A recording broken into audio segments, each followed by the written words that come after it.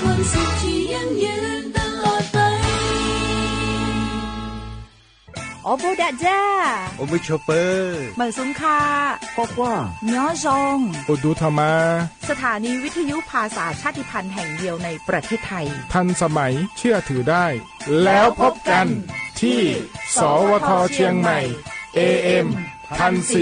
1476 กิโลเฮิรตซ์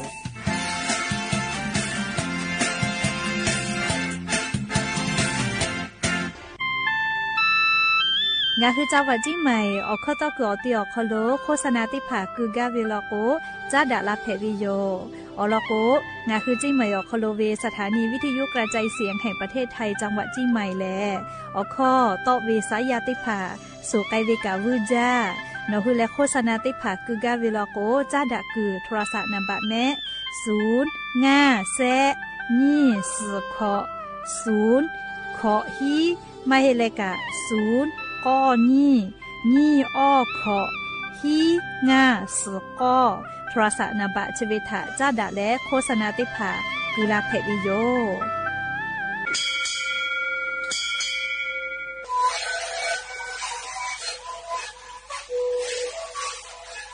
ชีวิตคือหนูคือยาแก้เชื้อเบื่อออกข้าวเฉลยและหุบเข้าตัวเกี่ยวออกทีจังหวัดที่หนึ่งAM นาบาเต็งที่โอหาสิบหกกิโลเฮิรตซ์เล่นเล่นหลักอพ่อเอายาก็ชิได้นาลีกูและได้ชิ้นนาลีเล่นเผื่อไปเอายาที่นาลีใช้แต่แล้วก็นาลีชอบพยายเล่นเล่นและหุบเข้าก็ชิเบื่อและงานหุบเข้าก็ชิสมานข้าโบเมดิโ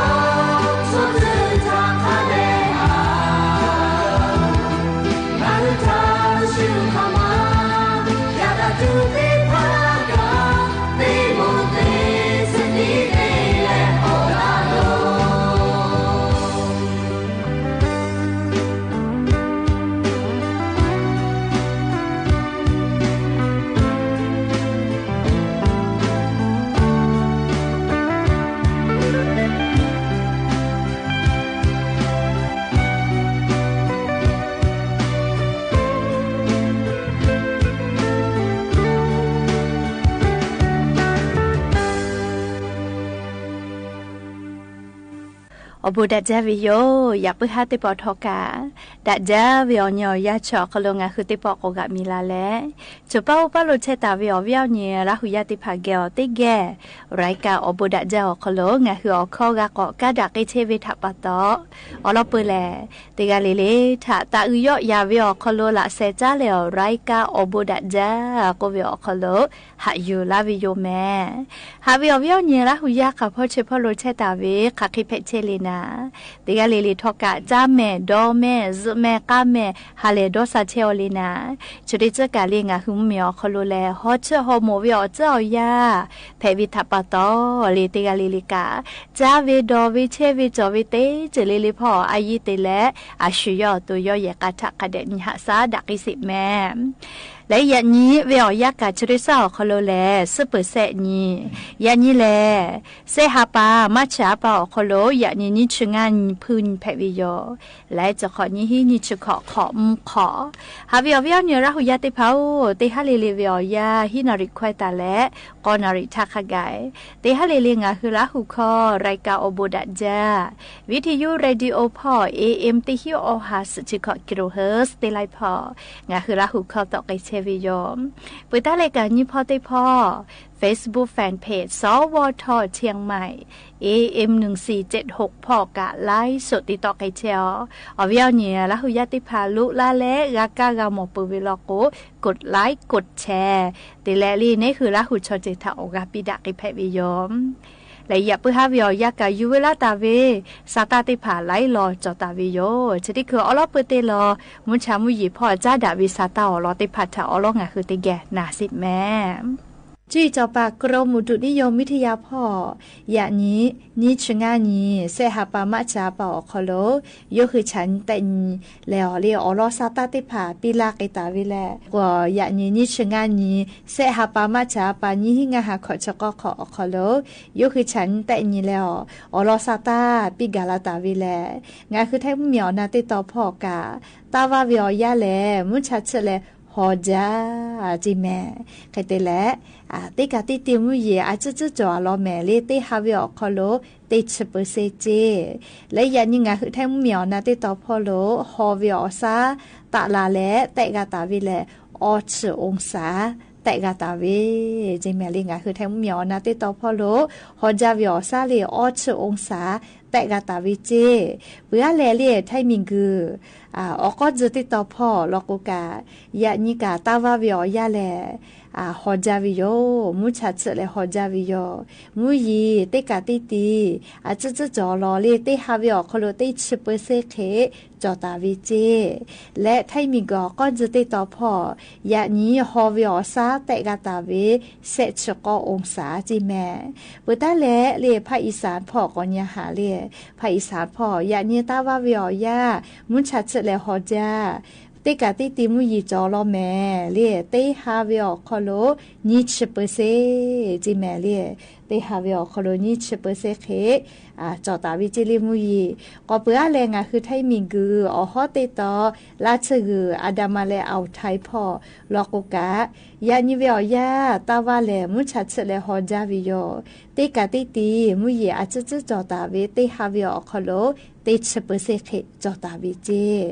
และกุธิพ่อลอกกะยานิวิอยาตาวาวิอยาเลฮอจัดจาวิโยฮอวิอซากะเซชิฮิองศาตะกาตาวิจิแม่และมุยีลอกติฮาวิอาติชเปเซแต่กาตาวิจินิเวตยาทาลีฮอจัดจาวิเลนี่คือแทงเหมียวนาติตอลอแม่ออชองศาตะกาวิเลมุชัดเชเลฮอจาวิเบื่อก็ไทมิงก็จะติตอเซชกอองศาและเรียกเกาญูลากุเลเซชิฮิอคโลติเชตาวิโลลีชกาจุยจอปากกรมอุตุนิยมวิทยาพ่อยกคือฉันแต่นี้และปีลาตาวิสาตาติภาอยู่เวลาและอวิอเนียละหุยาติภาทะลีจเคชลากาลาวิโยอวิอเนียละหุยาติภาฮอจัดจาวิทัปโตลิงาคือเชซาจอซาพ่อคือลาวิโยแม่ฮอจัดจาลาวิตยาทาลิงาคืออตุกา คือโตเลนี้น้อยไกเวเลเตโกโอกากันยูเวลอแม่เลชอยะเจฮอจาลาโกเลโอกูมือโอกูนาไกลาวิโยมุชาเจเลฮอจาลาวิโลโกจะเคจับแพวิทยาทาลีอีกะมาช่วยดอเลเลใบกอตีกอยกอตีอพอเชจิแม่และลิงาฮือฮอวิอซาคาคิมะตะวิโลโกงาคือชอยาเชซาจอซาพอคือลาวิเลโกโกเลฮอวิอซาเซชุนิตาเลออชเตองศากาลาวิโลโกเลฮอจัดจาวิอซาจะได้พาแลงาคือชอยาเชซาจอซาพอคือลาวิโยเลฮอจัดจาลาโกไคเกเลฟะตะวิแมลิงาคืออตุกะฟะตะวิเตเตเลฮอจัดจาวิทัปตอโอกาญูเวโอกามาจอยจะเคไกวิเจเลเคเตโกงาคือจะเคแพวิโลโกเลมูฮออซาโกเลคือไม่กะลิงาคืออตุโคโลฮอจาวิอซาตอเอกาตุอปูอาปูเวกาติพาเลปาปาเลติพาหากานิววิเจเลมุชาชจักอติอโคโลหากาจอกเลไบกอติอโคโลหากาพอเชวิเจมาเฮวิโลโกฮอจัดจาวิอซาจะเคมากาเลงาคืออตุฟะตะวิเคลิตินาเล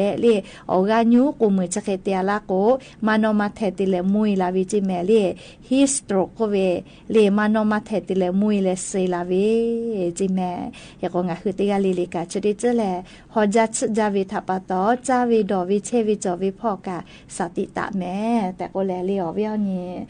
ลาหุยาติพัทธาลิยะนี้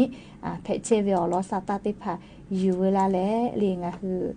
ลาหุยาติพัทธาจะเคชลากาลาวิโยแม่หาเวียวเนี่ยลาหุยาติพายะนี่เวียวยะแลงาคือไทมิงก็คโลวิทยุเรดิโอออนแพวิโยเลวันวิทยุกระจายเสียงแห่งชาติก็เวออนแพวิเจเลนิชงานีเสหปามาชาปอคโลแลงาคือวิทยุเรดิโอพ่ออุทาโลโกสโกออกข้อต่อเวก็เวเลสโกเคเลติแลลีวิทยุเรดิโอนะออกกูจะเลออกข้อต่อลาวิทัปตออุทางาคือละหูชมอจือแล้วก็สโกก็เวจิแมเลสโกออกข้อต่อเวก็เวเจเลแล้วก็งาคือไทมิงก็คโลเลวิทยุเลเรดิโอจะได้ผ่าจอลาตาเวลาซาวาอลอได้ผ่าจอวิโยเลก็ลายาลาซาวาจะใส่อยู่เวลาเลยงาคือละหูยาติผ่าถะทุมาลากาวิโยงาคือไทมิกอคโลเลวิทยุเรดิโอตากอเซพาแลงาคือมีจอมคัวค่ะพระเจ้าบรวงเธอพระองค์เจ้าบุรัชยากรกรมพระกำแพงเพชรอัครโยธินเลย่อแลงาคือวิทยุเรดิโอพ่ออปาลุแพวิเจเลยอตากอตาวิเจแมเลวิทยุเรดิโอจะได้พาชะถาปตอยอถะแลเลพระบิดาแห่งวิทยุแต่ก็แหละย่ออเมปิตาวิโยเรียกกาวิแลย่อแลเลงาคือวิทยุเรดิโอตากอเซพาเพวิทัปตอยอถาอปาลูอายาจปิตาวิโยเรียงาคือมีจอมกัวคาเพวิโยแค่กว่าเรียงคือไทมิงก็คโลวิทยุเรดิโออุทาติจุเลยยันจุเวียยาแลเตแขเปิดเตแขอืลามุลาเลอปีปาไกเวไลจือตอลาตาวิโยแค่กว่าวิทยุเรดิโอตากอเวแลลีอุทานีฮีออฮาสเสขอทาเลมูอพยาไทยเลออตีมุกะเตคาโลตาวิเจเรดิโออจะแล้วขอต่อวินาเลขอนอวิอยาเลสถานีวิทยุกรุงเทพที่พญาไทก็แลอแม่ก็ปาตาวิเจก็เปื้อเลกาเลงาคือไทยมิงก็คโลอลอเปอร์เรดิโอคโลวิทยุคโลอคอต่อเวแลเลนี่ฮีอหาฮิชนขอไทยเลอคอต่อวิเจแค่ก็โอตินิเวียคโลเลงาคือไทยมิงก็คโลกาสถานีวิทยุกระจายเสียงแห่งประเทศไทยแต่ก็แลอเมปิตาวิเจเลโอทาวิอยาแลเลสายาเตพาสุไกเวกาจะเฟยเจจะเฟไกมากาจิแมอลอเปิดชอ AM อลอตาและเล FM ก็ตาไกตาวิเจเฮก็ติจุเปิดติจุเลงาคือวิทยุเรดิโอ โอคอโลอคอตอวิกาอุทาลอกแลเรดิโอคอเจติอคอเจกากาเวอคอนอวิอยาเล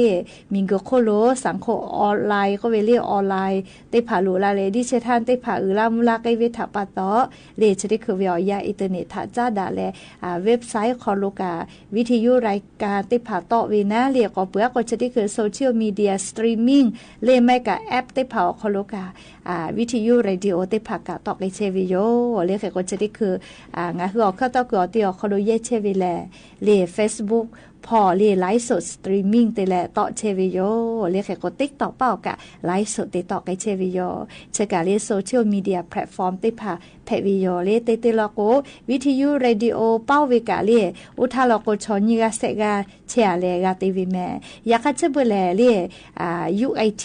เรียดิจิทัลติพาลูลาวิทัปตอไลจืเลยอยากซาลาเลเรียไงลาเลียวติกาติเมื่อเลกาเรียต่อเป้าเกยเอาแม่เรียชกาอย่ายิงก็คือไทยมิงก็คอโลวิทยุเรดิโอออนแพวิทัปตอเรียวิทยุเรดิโอออนทาจาดาเวลาซาวาเรียจะใส่อยู่เวลาแล้งคือลาหุยาติพัทะเอามาลาวิโยแม่เรียจะกะวิทยุออนนี้แพลาเวคาเคติแพลาเวอลอติพาแพวิโยเรียอยู่เวลาแล้ววิออนเนี่ยลาหุยาติพัทะเอามาลาวิโยแม่เฮก็จ้าแลเรียอวิออนเนี่ยลาหุยาติพาอะโลอานาบุโกกาเตยาเปเตยามิงกโคโลชอยาเกลกาที่แป้ลาเชวิโยเชเบอจวยเวอยาโคโลงาคือมิงกชอยาแลมอทกาที่ดาแลมาเซเวลโกเลนาเซเวเลเตผาลโกมอเซเวเตผาโกนาเซเวเตผาโกปฏิเหตุแผลและเซเวนะเลชอยาเวอาสาโกกาอิกาซาเคลิโยเลสอโกเนหือชูลือเกลแม่เลเนหือสวาลาโกเลชูเนหือลือเกลแม่เฮโกญานิเวตยาทาเลอานาชกาอานาสตโกมาเฮเลอุทาเพลาโจเวยาคามาโกเพวิโมวิจโกมาเลอานาชเวแลโรคไข้การหลังแอนโกวิเจเลชุดิคือนัวอังกฤษมีอคโลกาติเปดาวิเจยะยาเนลิฮิยาติเผาอคโลอังกฤษมีอคโลชติคือเลโรคไข้การหลังแอนก็วิชแตะหมอเวคาปินชูกาแตะหมอแลนาเลชกันยูาโซเจเชอลีโนอังกฤษมีอคโลแม่เฮก็งาคือไทมีกอคโลก่อนยานิสาเลไทมีกอคโลแม่โรคไข้การหลังแอนก็วิชเลแตะหมอวิงากาเจงากาแตะหมอวิอคโลชกาเซกาก็โซเจแม่โอ้เลียงากาเจติกาเซกาโซเลียญาณิเสเลียงาคือไทมิงกอคโลสติตาเลฟะแม่โรคไข้การหลังแอนก็วิชกาเชื้อไวรัสเตยาโยเฮโกไขตินาเวเลโกฮอนาเชนาอุกุนาเวเลเจมากากะไกเจก็ปีให้กวยทุกะไกวิเจเลวิเตเวอตุกะวิไกวิเจคเตลอสจาวิอเดียวดีไกวิเจก็มาจะใครเวนาวิอฮิติพาจอวิลโกนาเชยอหักจิแม่เลอานาเชกาซาโกจะพอแป้นดาลักปื้อเวอานาเพวิโยเจลาปะตอหมอกอพาเบนากะดานาไมคือละเซชเวเลมอชูเกลมาเปเยวินาเลจะได้พาเลอายีจาลูกูลาแค่เลพาจิเอติพาชอชูเกลติเกมาเปเยจอวิมอเมเลอาชิมอยอคาเดฝืแต่ละเยจอวินาเลวอลกวจาดาทอดาดอดานี่ดามอติเกเปเยเวถ้าปะตอเลเป็นดาลาปุเวอานาไลจิจอวิโยเลจกางาฮึมเมียวคอโลโรคไข้การหลังแอนก็วิชเลงาฮึไทมิงกอคอโลกากอกอลาและเลเป็นดาเลชอกาโซเจแต่ก็แลงาฮึราหุยาติพัทธาอรสาตาติภักกาลาวิโยแมมก็จ้าเลชดิคือนามาอรทาอนาสาลีเตนิเลนามาอรชกะคเดกากะนาวิโยเลหามาเตเลโกโกงาคือชอยาสาติกอคโลนามาติภากามาเยโกมาเพเลนามาจอกเวไกมากะคือเสแถาวิคลิโยอามาเตเลโกโกหมอทอกานามาเกโกมาไกปื้อเลอีกาคือเลไกกาวิมาเฮสัชุนามางาคือเลหมอทอกาเยวิมาเพจิแมเลมาฮิวิสาตาเพตอวิคาปุยตายโยเจเลเฮกว่าสัชุนามางาเลหมอทอกาอคโลนามาอตาคือเยมากาจิแมเลใครเตเลเลกานาไกปวิโยเลขอสุเพวิสละจะดะกะตาวิเลขอติปเพวิโยก็จ้าเลกาเลนามาอลอก็โลโยเลติปอเลอย่าเสธานาอุติดาเวอ อรอจะจวิทัปะตอเรียกก็นามาเรียใครไกเลอเวียเนี่ยละหุยาติเผานามาเอาเท่ากันติเชหิลาไลฟ์พอค่ะสื่อโซเชียลมีเดียพอหาทอตาวิมากกว่าวิดีโอทอเกือวิกะอะโหลนามาเอาเท่าเตเลลอกเกือวิกาหมอเชหิวิโยเรียติกะกะแล้วก็นามามาจูนามาปูก็แหละเรียงคือสื่อโซเชียลมีเดียพ่อคับบีกาหมอวิโยไม่กางคือมอทอกาอยากก่อโคโลกาไกเปียนี่เลยนะมากคือเตกากาแล้วก็นามาโจก็เลยลิเมติพับเนี่ยลาเวเตกากานามาโจคืออติแล้วก็กาเลยแถวเตียวิคิวเตียวิชื่อสุๆเลยไข่แพะเลก็เลยจะได้คือวิวยาวเขาโลงาคือไทยมีก็เขาโลกาหนามากกว่าละก็เลยมียาวปูละก็ตัวก็มาหล่อวิโยเรียกว่าจะได้คือดาวิซาตากะกอกาวิเลมีต่อมีจ้าดักก็ดักพอกาติเชเวอีหลังมีถ้าจ้าดักวิอเขาโลเรียงาคือไทยมีกือเวคือซาพ่อหนามาวอลาเวช่องแคบฮอมูสเตตอพอวอลาจะเล่าเจ้ใครเตเลวอลาคือเกาเจ้แม่เล่พาลาเกาก็น่าเรียช่องแค่ฮอมูสเตตอพอคือซาพอรู้เรียนามากว่าเวอีกาลาจือช่องแคบฮอมูสพอพาลาเกาเจ้แม่เรียวอตอลาเกาเจ้อีลามีแล้วโอมามีกาลาวิทัปตอนะเลียจ้าดากอดาวิมีตอมีเนี่ยชาวป้ามือดาลาวิหักขอวิยาวคอโลจ้าดากอดาลาวิชาวป้ามือดาลาวิเมพุทธานิวิคอโลงาคือไทยมีเวนามาวัววิคือซาพอลูเลชอแคบฮอมูสก็เวลาจืออีกาคาเชเวียอีลามีแล้วโอมามีปอดาเลยอยากก็คาอีกาคาอีกะคาลิยากอไมลีกะคาพอลาวิทัปตอตอลาเกาเจเลดาวิซาตาลอยเมเลงาหุมีตอมีจ้าดากอดาเชเวกะติเปาหมติพานะเคกว่านามาเชเลเล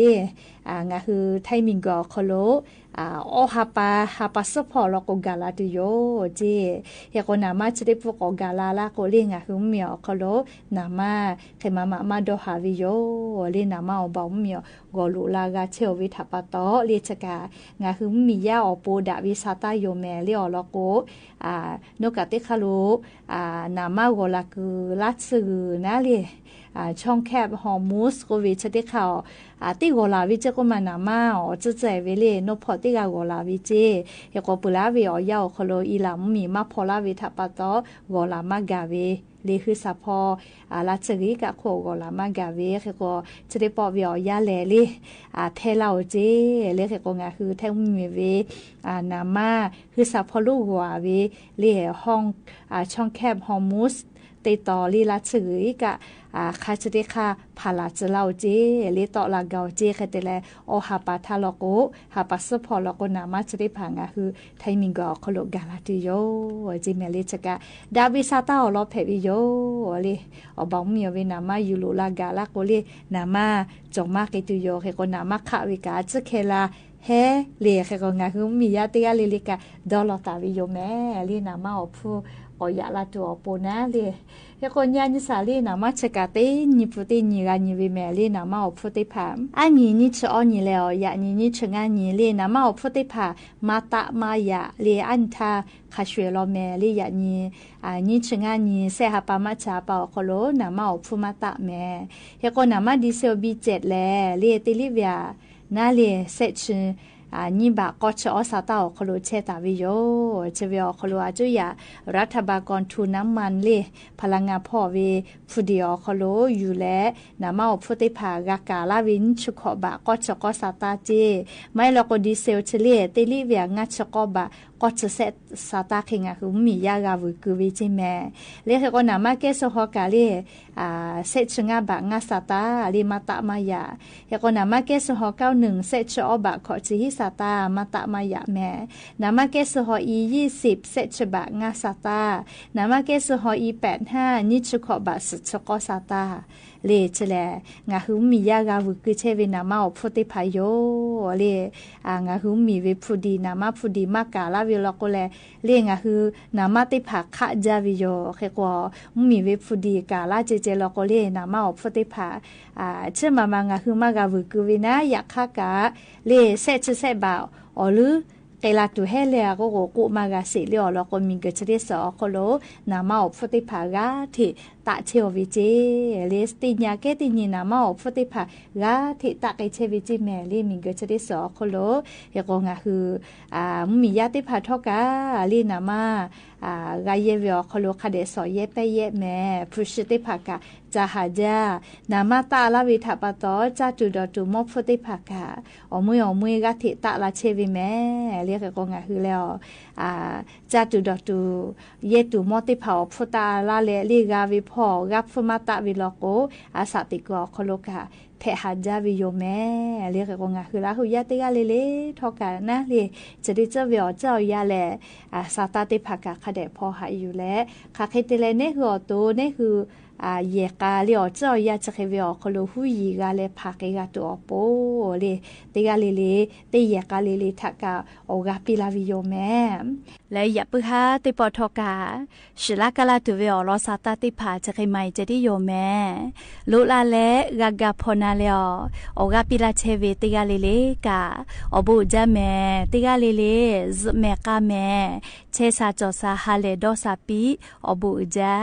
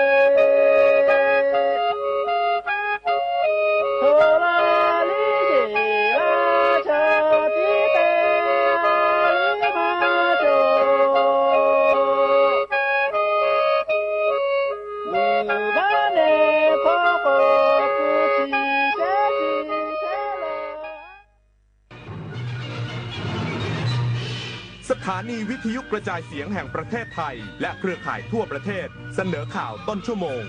รู้เร็วรู้จริงเกาะติดทุกสถานการณ์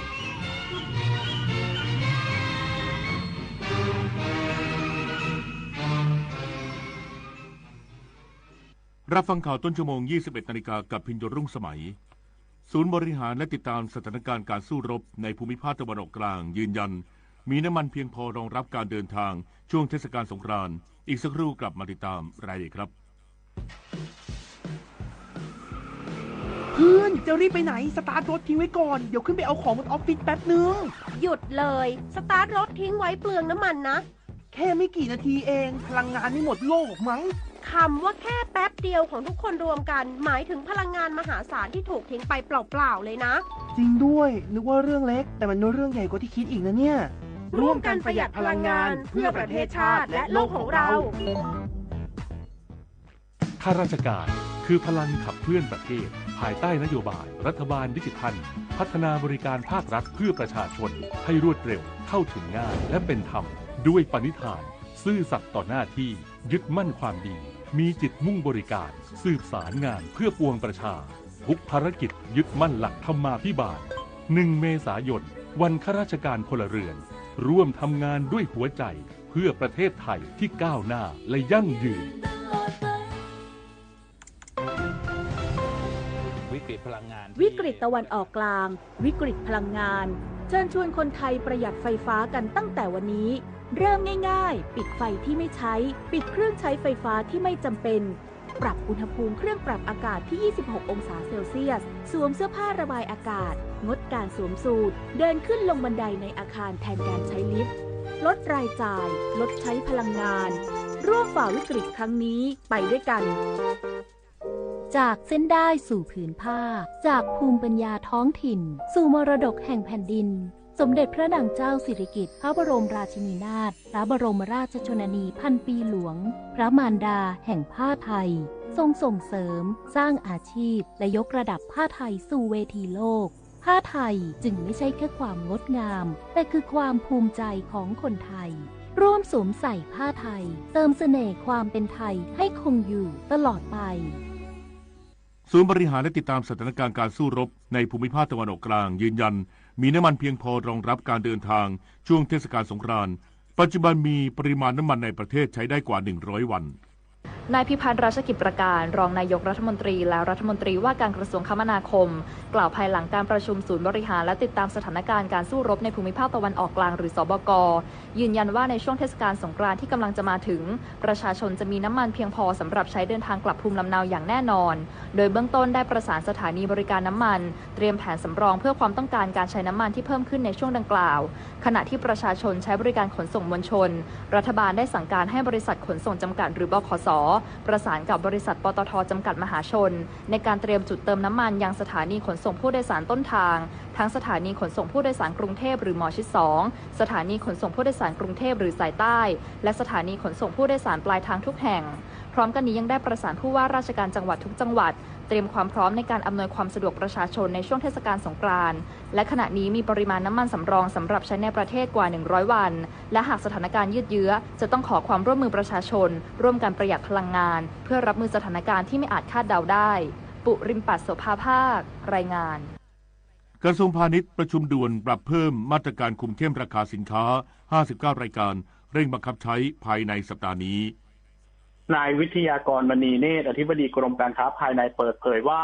วันนี้นางสุปจีสุธรรมพันธ์รัฐมนตรีว่าการกระทรวงพาณิชย์ในฐานะประธานคณะกรรมการกลางว่าด้วยราคาสินค้าและบริการหรือกกร.ได้เรียกประชุมนัดพิเศษเป็นการเร่งด่วนเพื่อติดตามและประเมินสถานการณ์ราคาสินค้าโดยที่ประชุมได้สั่งการให้พิจารณาทบทวนรายการสินค้าควบคุมทั้ง59รายการเพื่อประเมินความจำเป็นในการยกระดับมาตรการกำกับดูแลทั้งในด้านปริมาณการกระจายสินค้าและราคาจำหน่ายให้มีความเหมาะสมและเป็นธรรมต่อผู้บริโภคมากที่สุดและมีมติเห็นชอบให้ปรับเพิ่มมาตรการกำกับดูแลสินค้าในหลายรายการที่อยู่ในบัญชีควบคุมอยู่แล้วซึ่งขั้นตอนต่อไปจะเร่งจัดทำรายละเอียดเพื่อออกประกาศอย่างเป็นทางการโดยรัฐมนตรีว่าการกระทรวงพาณิชย์จะเป็นผู้ลงนามให้มีผลบังคับใช้ภายในสัปดาห์นี้แต่ยังไม่สามารถเปิดเผยรายชื่อสินค้าดังกล่าวได้ในขณะนี้เพื่อเป็นการป้องกันปัญหาการฉวยโอกาสกักตุนสินค้าล่วงหน้านอกจากนี้ยังได้มอบหมายให้หน่วยงานที่เกี่ยวข้องเร่งศึกษาสินค้าอุปโภคบริโภคจำเป็นอื่นๆที่อาจได้รับผลกระทบในระยะต่อไปเพื่อนำเสนอเข้าสู่การพิจารณาของที่ประชุมเพิ่มเติมซึ่งสินค้าบางส่วนอาจต้องนำเสนอต่อที่ประชุมคณะรัฐมนตรีเพื่อขอความเห็นชอบก่อนออกประกาศบังคับใช้ตามกฎหมายปฏิพล สทัพพรหมมารายงานอำเภอเบตงวางแนวทางการบริหารจัดการพลังงานกำหนดวันเปิดปิดให้บริการเติมน้ำมันเชื้อเพลิงใส่แกลลอนเพื่อช่วยเหลือเกษตรกรในพื้นที่นายอิสมาแอร์ยาโกะนายอำเภอเบตงเป็นประธานการประชุมกำหนดแนวทางรับมือผลกระทบด้านพลังงานน้ำมันโดยก่อนหน้านี้สถานีบริการน้ำมันได้งดจ่ายน้ำมันใส่แกลลอนทำให้ส่งผลกระทบต่อภาคการเกษตรโดยกำชับให้ปลัดอำเภอบูรณาการความร่วมมือจากทุกภาคส่วนลงพื้นที่ตรวจสถานีบริการน้ำมันป้องกันการกักตุนการจำหน่ายเกินราคาและการกระทำที่อาจสร้างความเดือดร้อนแก่ประชาชนสร้างความเชื่อมั่นและสร้างความมั่นคงด้านพลังงานในพื้นที่ให้สามารถบริหารจัดการสถานการณ์ได้อย่างรวดเร็วล่าสุดปั๊มปตท.เบตงได้ให้บริการเติมน้ำมันเชื้อเพลิงใส่แกลลอนเพื่อนำไปใช้กับเครื่องจักรกลทางการเกษตรได้แล้วโดยกำหนดให้บริการเฉพาะวันอังคารวันพุธวันเสาร์และวันอาทิตย์เท่านั้นส่วนรถยนต์และรถจักรยานยนต์สามารถมาเติมน้ำมันได้ตามปกติขณะที่วันจันทร์วันพฤหัสบดีและวันศุกร์ทางปั๊มปตท.เบตงงดให้บริการเติมน้ำมันใส่แกลลอนให้เติมได้เฉพาะรถยนต์และรถจักรยานยนต์โดยจำกัดปริมาณคนละไม่เกิน700 บาทเท่านั้นอุศนีหมัดและสวท.เบตงรายงานน้ำมันทุกหยดมีค่ารู้ใช้รู้รักษาวันข้างหน้าไม่ขาดแคลนจบข่าวพิญญรุ่งสมัยอ่านและฟังข่าวครั้งต่อไปเวลา 22:00 น.ติดตามข่าวที่นำเสนอไปแล้วได้ที่ www.thainews.prd.go.th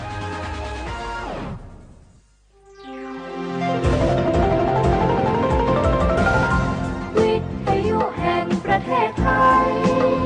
ให้ความรู้คู่ความสุข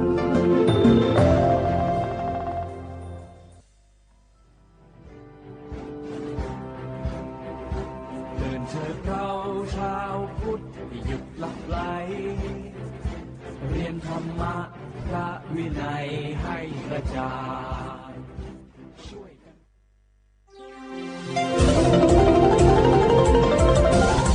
วิทยุแห่งประเทศไทยให้ความรู้คู่ความสุข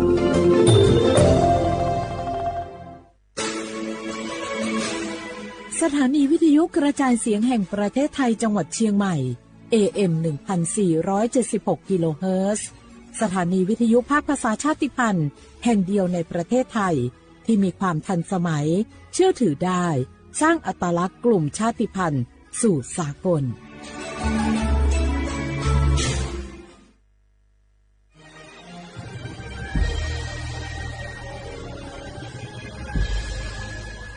เกิดเป็นคนไทยเติบโตบนผืนแผ่นดินไทยจงภูมิใจในความเป็นไทยชาติไทยเรานั้นนับเป็นชาติที่มีความเป็นมาเก่าแก่ยาวนานเรามีภาษาวัฒนธรรมและมีสิ่งต่างๆที่เป็นเอกลักษณ์ให้เราได้ภาคภูมิใจในความเป็นคนไทยเราควรเห็นคุณค่าและมีความรักชาติหวงแหนแผ่นดินอันเป็นมรดกของบรรพชนร่วมภาคภูมิใจในความเป็นไทย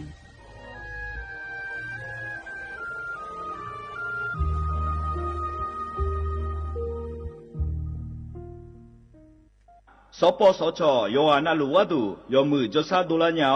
นักก็ลุกหุมยาอุตาจซาดูเจียงหลังในยานีอุ้มหลวแม่บาประชาชนยาโกเชโกลาตาพอเดืองเฮลวยชอบบ่าวแม่ข้อตีบัตยาวสิจนในแม่โยนนาเดญญาจนยังลาและเชโฮ ADL ความดันเชลเบาหวานเชลมะเร็งอัดเชื้อแมมโมแกรมโฮอัลตราซาวน์เนชอเชลหนึ่งเงินนักก็ชกดมบิวโยฮาอัดเชื้อมาเลชอเชญานีชกงบิวโลกเอสนักงมาทุจีคุยฮอทุจีรามิชาอายุยายังและทุเมอสิญญาเจมอนาสปสชติซุมจำยอสปสชเขตหนึ่งเชียงใหม่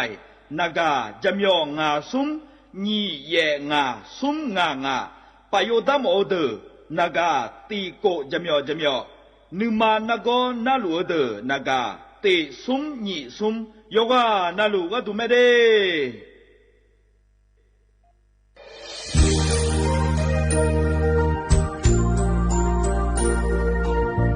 ไอเยเนียวที่ขอหลวงวัวในทีมเชียงใหม่และขั้วเธออุหฮาเลกะกอวัชมีจากะกอ PM 2.5 กะกอฮอลดามาเดไอเยนี้มีจาโดโมนะทกศูนย์อำนวยการและแก้ไขปัญหาไฟป่าหมอกควันและฝุ่นละอองจังหวัดเชียงใหม่ละเพื่อนกาสโบจำยองาซุมตีนีเย่จำยอเยียงจางเลยงานไม่เดแกมาเมื่อฮอปาย้อนยุ่มได้จางอาเดเย่เนียวทกปชมีจาอุหาและฮอใน PM 2.5 กะกอฮอลดาอากกะมาคาทกแอปพลิเคชันไฟดีและขั้วปาเนออนุมายานะมีจามาบีเคเจเดอานาอายามก็ดูนะขอนี้อานาตีบาลาติเสียในอานาสุมเชติบาลางาซีอาขอนี้พังหายาโกช่วยกันนี้อาส่วนมาขาจังบ่อนาย่อปายุบ่อยเจเดเหนือเหมือในสำนักงานประชาสัมพันธ์จังหวัดเชียงใหม่และที่ฟอลโล่กุมอกลุ่มมือดาลานยานีทีมเชียงใหม่และขั้วเธอที่ฟอลโล่เกิดดามาเด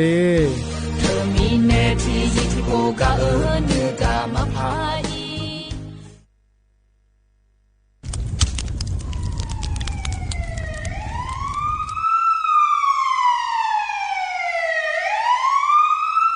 สิญญามาโลอเดือไทยมีขอในละตาหอปามีจายโกนาลูเปื้อบชาที่ยับยุมแลก็แงกวยชิบยุมกันนี้มีอันนี้นะชอหาในอาหุมโปยามุงเอาอย่าเผลอเผลอในอดัวบอเขือในโอเยหุมามีจาเขือมีในอูเฮฮาและ PM 2.5 เธออเดือชอหายายีที่โคยุมเลงาเจเดสาปอนาลามาเลเปียลานือมานากอเปียลาในอุดุมอินุมขอเดลางาเจอเดือไทยชอหายกานาลูกุมเนมีดาทักเคเดมือละเนสายเหมืออเดือยาอุปาอุมาบีแดญญาภาเธอกะโครงการจัดทำนโยบายการเปลี่ยนแปลงการใช้ประโยชน์ที่ดินเพื่อบริหารจัดการ PM 2.5 และขั้วปาแหนที่ฟอลโลเวอร์กุมเนเหนือเหมือเนสำนักงานการวิจัยแห่งชาติพปาแหนจากการงาเด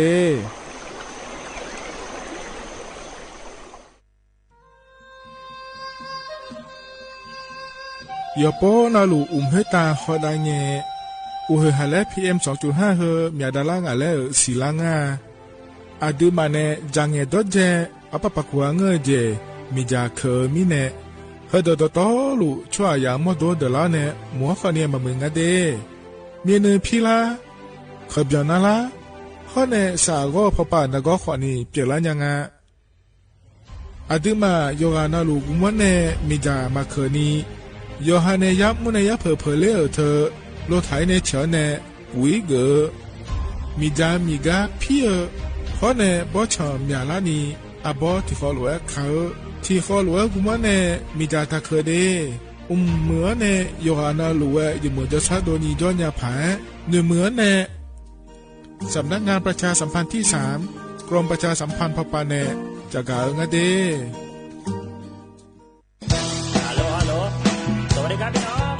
อายุอันนี้เดือขยาวโฆษณาไกกะกอสถานีวิทยุกระจายเสียงแห่งประเทศไทยจังหวัดเชียงใหม่พปานเนบีเคฮอมอนาแอออนเหลียเมเจสถานีวิทยุกระจายเสียงแห่งประเทศไทยเฮนาอย่าซิมก้อนบีดูอย่าล้อนแต่ช่องหางละหาเชลกับปอจาการเนดูพ่ออีสอนอีกามาเล่าเนกามองขากากายกุญญาอายุเนียวโฆษณาบีเกหมอญาแลนึงมาอ้อนนานากาในเหลียวในชอนยางายีเนียวนากาสังโบนาขอนี่จำยองาซุงมีสีโกจำยอโกแย่และงาเดใจที่โบนาขอนี่จำยอเวนี่โกแย่งาสีเวและงายีเนียวมาเซเกญาข้าราชการคือพลังขับเคลื่อนประเทศภายใต้นโยบายรัฐบาลดิจิทัลพัฒนาบริการภาครัฐเพื่อประชาชนให้รวดเร็วเข้าถึงง่ายและเป็นธรรมด้วยปณิธานซื่อสัตย์ต่อหน้าที่ยึดมั่นความดีมีจิตมุ่งบริการสืบสารงานเพื่อปวงประชาทุกภารกิจยึดมั่นหลักธรรมาภิบาล1 เมษายนวันข้าราชการพลเรือนร่วมทำงานด้วยหัวใจเพื่อประเทศไทยที่ก้าวหน้าและยั่งยืน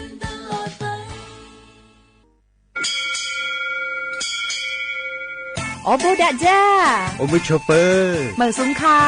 บอกว่าย้อจงโอดูธรรมาสถานีวิทยุภาษาชาติพันธุ์แห่งเดียวในประเทศไทยทันสมัยเชื่อถือได้แล้วพบกันที่สวทเชียงใหม่ AM 1476 กิโลเฮิรตซ์เ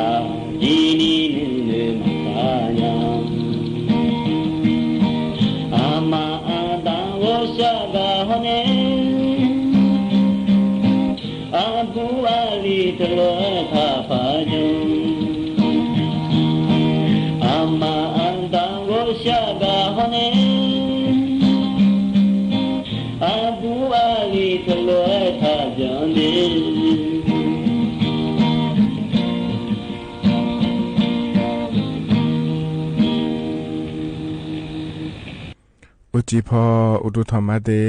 อเยนิโยอานาลุเนรอเยโยเยโย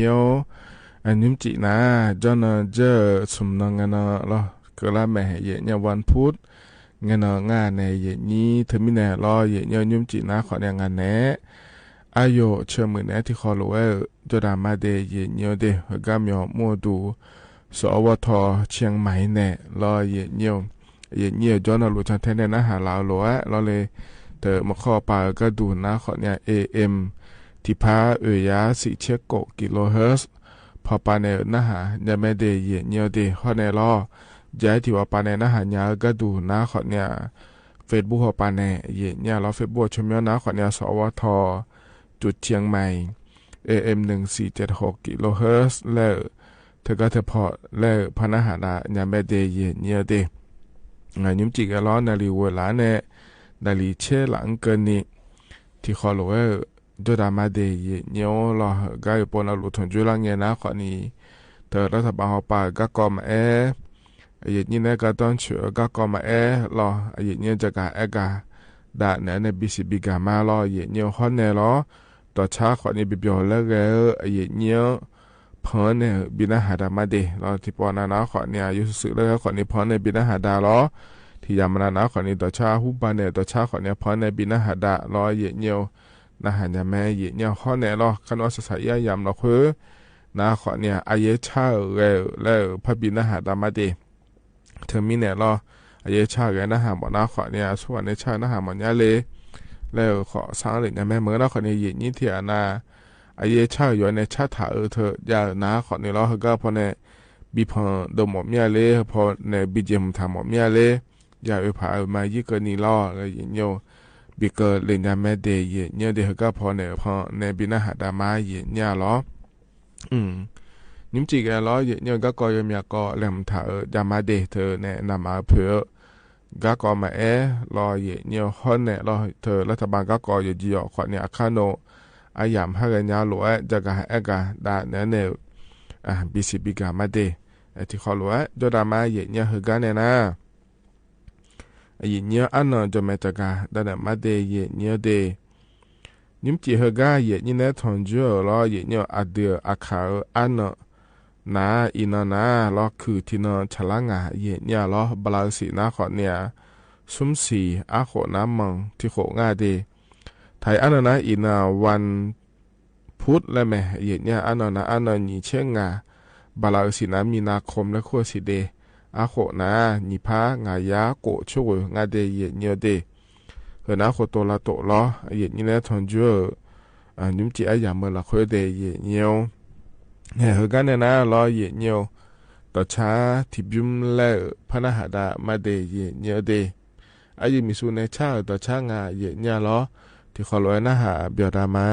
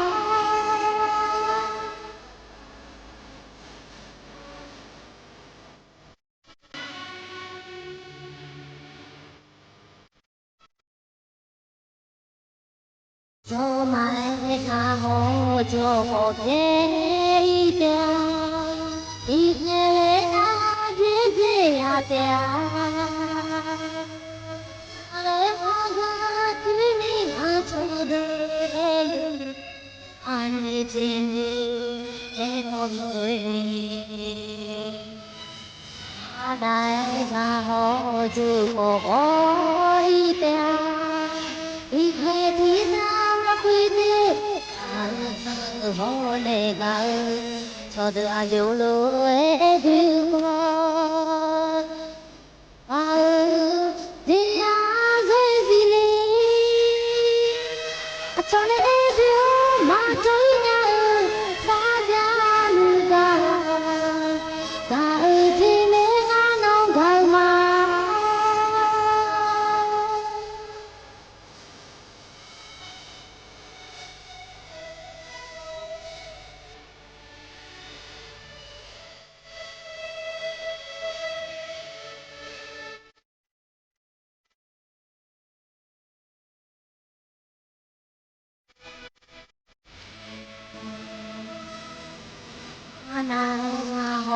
จูโอ้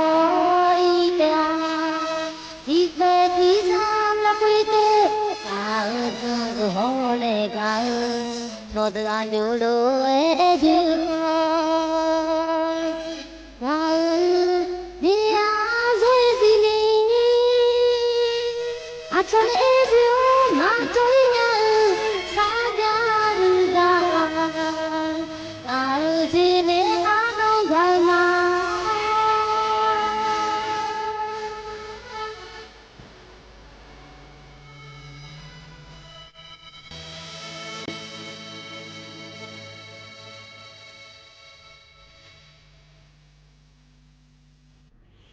เธอนะต่อชายุ่งเฮกาเย็นเยอะพอเนี่ยบินาหาดาลอเย็นเยอะโยฮานาลูยานาหาเบียวดูเย็นเยอะอายุมิสุนเนชาต่อชางาเดเย็นเยอะเดเฮกาจนว่าปาลาเนี่ยนะหาลาเย็นนี้โยฮานาลูแกเราดูธรรมะเดมาข้อปานเนี่ยนะหามาเฟซบุ๊กข้อปานเนี่ยนะหามารอเย็นยิ้มจีน่าล้องานเนี้ยอายุเชื่อมือเนี้ยที่คอลูจอดามาเย็นเนี่ยรอเย็นนี้เฟซบุ๊กปานเนี่ยนะหาลูนะข้อนี้เธอกดไลค์กดแชร์เธอจนเนี่ยไม่เดเย็นเยอะเดเย็นเยอะมีนหุ่นรองอาโดที่เฮกามีที่คนรู้ตาละรอเลยเย็นนี้อายุอุจิยังยามเราค่อยรออายุนี่เนี่ยโลทับไผ่โลทีน้อเนี่ยหันเยอะเลยเย็นเนี่ยรอหน้าหันเยอะเลยเนี่ยละเธอโอลาพจองรอเย็นเนี่ย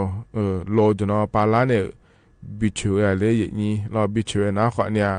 ขอมาขอนี่รอมาม่อมาเสียยุ่มาเสียรอช่วยเนี่ยละ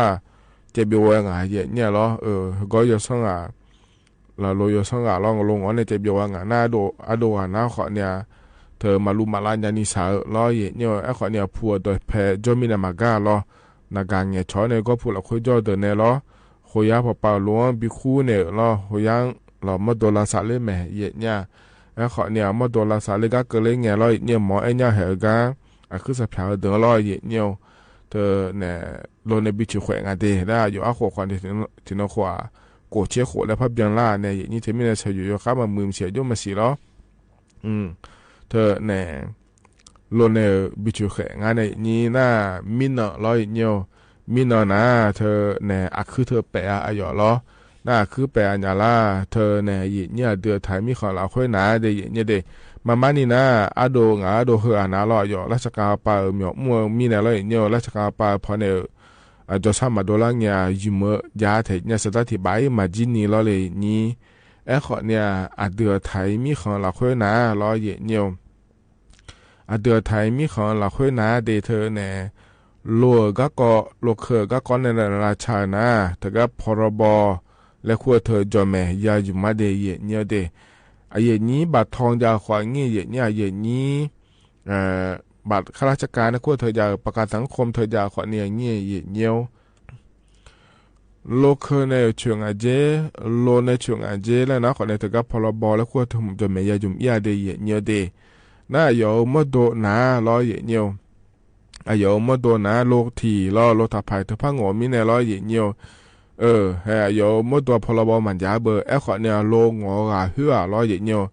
หัวนะพลบยาจังเบอร์เย็นเนียวพลบแล้วขั้วเธอล้อเย็นเนียวขอเนี่ยเรามาฮอลเลเนี่ยล้องอเนี่ยเจ็บอยู่เว้ยมีเนี่ยให้หุ่มสาระงาเย็นเนียวมีนอนาเดเย็นเนียวเดนั่นทะเลสาระมีเนี่ย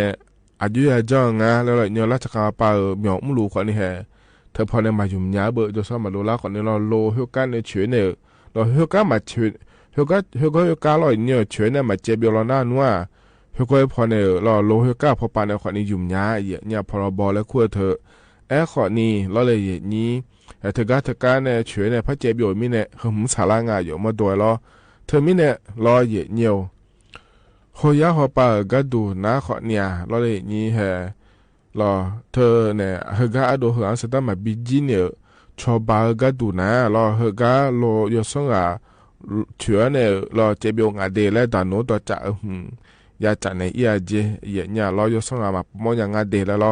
มานี่นะเราเธอดูเหืออยู่บิชเงินนอนเนี่ยเราเฮงมิงนอนเนี่ยก็พูดเราคุยจ่อนี่เดินตอนนู้นจะแม่จันในเลือดทำแม่เนี่ยเรา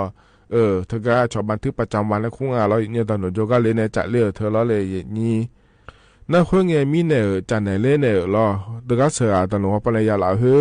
เขาย้ายบีเนี่ยเล่แม่อย่างนี้เด้ขอนี่เราเลยอย่างนี้เธอก็เขาย้ายเขาไปก็ดูนะเขาก็ตอนหนูเนี่ยบอกเราคุยเราไปบันทึกประจำวันและคุ้งอาเราอย่างนี้เนี่ยโลโยซ่งกาโลเฉยในจะบิวเดแล้วมาบอกทางแล้วทุเรศงานแถเย่เนี่ยหรอเธอมีเนี่ยมีน้องมาโดหรออะโดเฮอมีอาเสือเนี่ยตอนจงกติโปแล้วพะเยาเยสิเย่เนี่ยน่าตะกาอะโดเฮอมีอาแต่มาเงอหรอเฮกางไอเกิดมาหรออย่างเงี้ยอะดัมเบงมีบิชเงเนี่ยผู้ยาจอดตอนนู้นจะเนี่ยเอียแล้วมีเนี่ยหรอทีนี้เนี่ยเราตอนนู้นจับพายอีเงี้ยนะเราบิบหลอีเงี้ยนะเฮก็อะดัมเบงจะอีเฮอก็เสือเนี่ยอีงาเย่เนี่ยหรอทีนี้เนี่ยเราเฮอก็เสือเนี่ยอีมาเย่เนี่ยหรอน่าตอนนู้นจงกอีกนะขอเนี่ยตะกาเนี่ยสพสารพีแล้วขั้วเทียเนี่ยอำเภอสารพีก็เขาก็อายุมาโดนอำเภอสารพีแล้วคุยจอมิเนี่ยรอเยเนี่ยอโดเหือรอก็ลงในบิชัวเด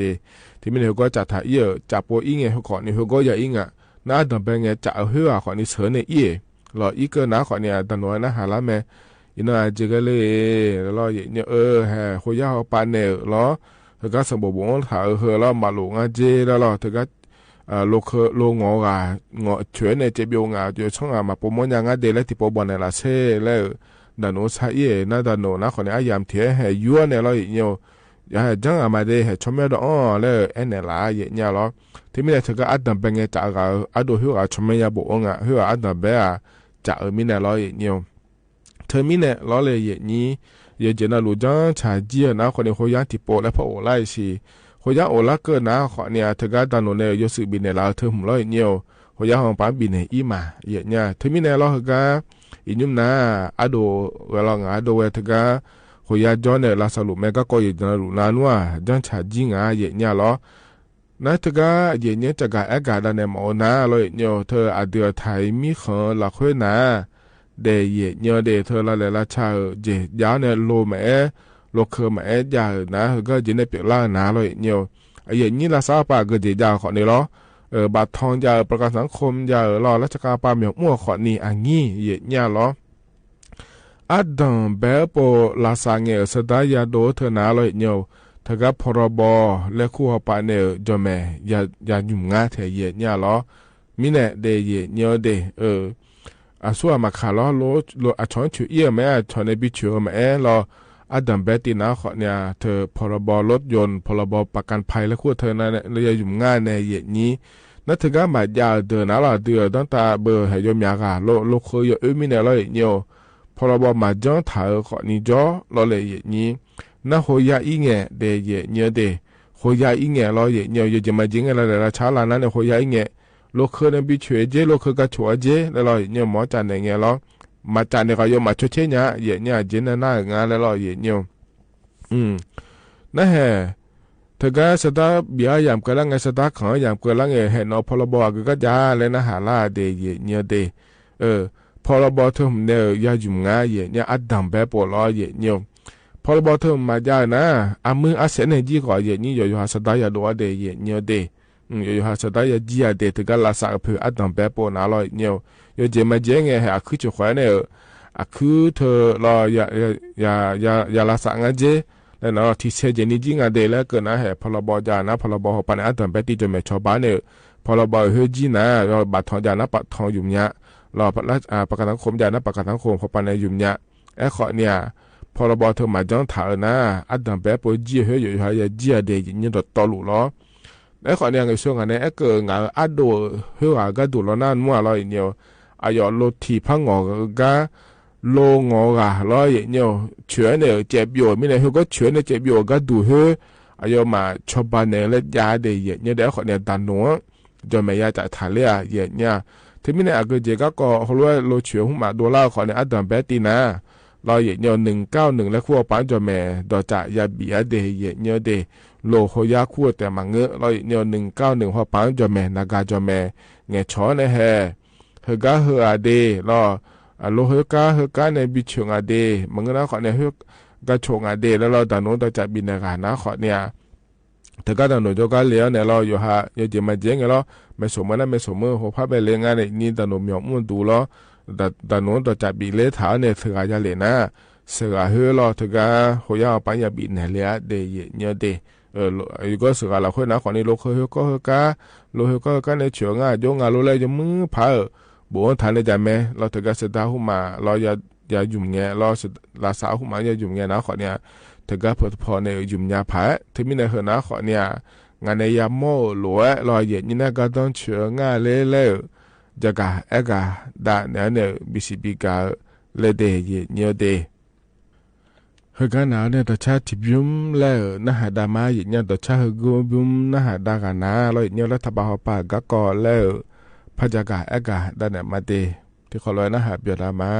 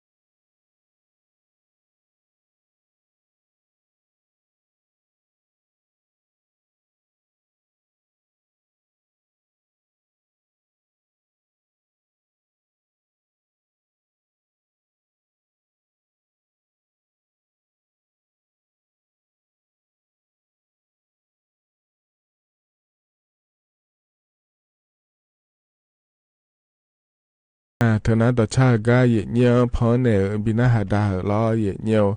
จงหานาลูเวยานาหาบิโอดูเดเยเนียวเดก็จะนอปาลาเนี่ยนะหาล่าเยนี่จงหานาลูเวดูธรรมะรอเยเนียวมาข้อปาเนี่ยนะหามาเฟซบุ๊กปาเนี่ยนะหามารอเลยเยนี้ยุ่มจีนะรองานเนี่ยรออายุเชื่อเหมือนนั้นนาลีเชื่อหลังเกินนี้ที่ขอรู้จดามาเยเนี่ยรอเหตุการณ์เนี่ยนะรอเลยเยนี้เนี่ยรัฐบาลปาก็เยเนี่ยจะกะกะได้เนี่ยในปีสิบปีกามาเดเยเนี่ยเดนามาเผือก็จะกะกะได้เนี่ยมาเดเยเนี่ยเดมีเนาะรอเยเนี่ยถึงก็ถ้าพอฮอลลูดาวรอเยเนี่ยรอในท้องตีเขาป่าก็ดูนะขอเนี่ยอย่าบอกจ่าง่ายเยเนี่ยจะมีอะไรมาเตี๋ยเราคุยล้อนามาเผือก็เดจนจะเนี่ยเยเนี่ยบิยุมโหลดเนี่ยเนี่ยรอจะเนี่ยผังงาแล้วเลยนี่ถ้าก็ชนะมาจิมท้าล้อเยเนี่ยบิยุมโหลดเนี่ยก็ดูล้อพักยูดูเลยเนี่ยเยเนี่ยอันเนี่ยบิจาได้เจเยเนี่ยล้อแล้วเนี่ยมีอะไรจังได้จังอาศิเดถ้าก็เยเนี่ยนามาเธอเนี่ยเจนาลุเลยก็งั้นแล้วเนี่ยนี่บิยุมโหลดเนี่ยก็ดูล้อเนี่ยยุ่งนะขอเนี่ยมีเขาป่าล้อเยเนี่ยมีขาขอเนี่ยนามาเพื่อล่าขอเนี่ยทีมล้อเยเนี่ยมินขอนามาดีเซลเธอนะขอเนี่ยล้อที่บายเยเชสดาดาลังเดียเนาะนามาแกสฮอลขั้วเธอเยเจนาลูเวที่เลียก็ดูเราเนาะนีบาแล้วพาดาลังเธอเยเนี่ยที่มิเนี่ยเราเลยเยนี้นามาเพื่อดาลาก็ขอเนี่ยดอที่ก็ขอเนี่ยเราเฮ้แต่มาเงือเรานามาอยู่มาจาก็เนี่ยดอขอเนี่ยใจทิติแล้วเธอเดียเนี่ยเดียที่มิเนี่ยมิเนี่ยอย่าบอกใจยามเราคุยนะขอเนี่ยเราเยเนี่ยเธอนามาเจียมถ่ายเราเลยเยนี้ยูโดเลยเนี่ยเยเนี่ยไปยุ่มดาวก็ดูเดแล้วก็เธอเยเนี่ยล้อเธอรู้ว่าจังได้มาเจเดเยเนี่ยเดี๋ยวเขาเนี่ยล้อนำมาเอียล่าล้อบานำมาดอนดูเนี่ยล้อเยเนี่ยบาเยนี่จะก็อยู่เกิดก็เกินเนี่ยล้อปะชอบปั๊มน้ำมันแล้วก็ล้อนำมาแล้วดูเกิดก็เกินเนี่ยล้อเธอก็มาเอียล่าโยงแล้วล้อเยเนี่ยยมือพาฉันท่านเนี่ยคอยเจนำมาบิยุถ่ายก็ดูล้อเยเนี่ยให้ยาป้าอยู่หือกันเนี่ยเยเนี่ยจะก็ถกกันเลยเนี่ยอันเนี่ยเนี่ยก็ดูกันเนี่ยแล้วเลยนี่มาบิยุทานี่เดย์เนี่ยเดย์ปานามาแล้วคู่เรานามาแล้วตัวก็ข้ามาขานนามายุทาเธอมอนะจอปายุบอนได้เดย์แล้วตัวก็ง่ายเธอเนี่ยเราหน้าเดือในทมุตีเนี่ยแล้วไอ้โดเลียนะขอเนี่ยแห่เนี่ยบาลาเฮเชียละคนเนี่ยจะน่ารู้ยาลาลูจีอาเดย์แล้วง่ายเธอเนี่ยเฮน่าบาลเฮจอนเฮจอนเนี่ยง่ายเชียเนี่ยบาลาเฮเชียแล้วมันง่ายเชียแล้วจอนเฮจอละคนเนี่ยจะน่ารู้ยาลาลูจีอาเจยกคนนี้จอนเนี่ยเยนี้เฮน่าก็ละจอนามาลงงั้นแล้วมาบิสานีแล้วจกันน่ารู้ก็อีอ้อคนเนี่ยนามาดอยาบิยาเดแล้วเราก็เจนามาขวางี้ดีเซลมาเราเบนซินแก๊สโซฮอล์เธอมาเดเนี่ยเดที่มีเนี่ยเราเธอก็เฮจอละคนเนี่ยจะน่ารู้ยาลาลูจีง่าเธอก็เธอพอฮอลูดาวเดินนะเราอย่างนี้ไม่ได้อย่างนี้เธอแท้ๆฮอลเดเนี่ยเดเฮน่าเกล่าจอเราเลยอย่างนี้นามาอยู่กันน่ารู้ดอนยางาโลจะเจนารู้นามาดอนยางาโลแล้วรัฐบาลปาขอเนี่ยและเจลุตุแม่อย่างเนี่ยเธอเนี่ยยุ่งเฮยามเราค่อยนะขอเนี่ยอย่างเงียบยากาในยาดอมินเนี่ยรอรถอาคูบานาโลนิก้าสมการจะที่ก้ามอมาอยู่มอีจุน่าสมการรถที่เบียนี่ดอนถาโลรอเธอเนี่ยแกรอเนี่ยพระดอนถาโลแล้วขอนี่จอรอเลยอย่างนี้เทมิเนรออินุมนานามาเทมิเนมาลุเรื่องงาเจเนี่ยเหมือนเราหน้าโนอาคูบานาอย่านอนเราลุเฮมยานี่แต่อยู่มินาเลยจะมาเจงเราทียานะทียาแต่อยู่มินาเราอินุว่าทียานี่เชทียางาเชละแล้วดอนเลี้ยมิเนมาลุเรื่องงาเจแล้วงาเทเนี่ยไอ้ขอเนี่ยบิโลเล่เนี่ยก็ดูรอรัฐบาลปะเลเจลุมาเดและทรัวจากกางาเดเนี่ยเดเฮนะขอเนี่ยแห่ใจที่ก่อรอเนี่ยจะกายด่านในบีซีบีกาเดยเนียวอันนั้นใจที่ก่อรัฐบาลปาชอเนี่ยเราอย่างนี้นำมาขอเผยจะน่ารู้เผยดารามีเนี่ยเนียวเธอเนี่ยชอก็ดูนะคนเฮก็เกลืออันนี้เชี่ยเงินรอโกนงานฉลาดงานเนี่ยนี้อุจิจอยพอปะแล้วเลยนี้นาลีเย่ลาวที่เกินเนี่ยนาลีเวลาวที่เกินเกินนี่แล้วเนี่ยมีจามาพอนี่ที่เขารู้ไทยมีคนเดินเนี่ยจะน่าข้าเหอและชองาเดยเนี่ยเดถึงมีเนี่ยเยนี่ยากาเกินนะเราเยเนี่ยเฮกาเกินเลยอันนี้เชยเงินเด็กคนนั้นเราเนี่ยอุจิเขาปาล้อนาลีเย่ลาวที่เกินเนี่ยนาลีเวลาวที่เกินก็นี่ไทยมีคนเดินนี่ lo hơn là li thì là bien ni lo mi jama yum nia mi jama pon nia thì khó lỗi cho nam mà đề lấy cho nga đề lấy gì nhớ thơ nè jaga ega đài này này bị xì bị gà lên cái nó nào còn thì khó lỗi lo thái mi còn đời nhiều do nhà phải lấy đề gì nhớ đề hơn nè lo nhẹ đợt to lụt những chỉ hơi ga gì như này thằng chưa ai dám hơn là khuya lo jaga ega đài này này bị xì bị gà đề gì nhớ đề hơi ga nào nè đợt cha thì biếm lệ phá na hạt đà ma gì nhà lo ai gì bút gà nè cha đợt cha ngà đề ado ya pi là gì nhà thì khó lỗi na hả biểu đà ma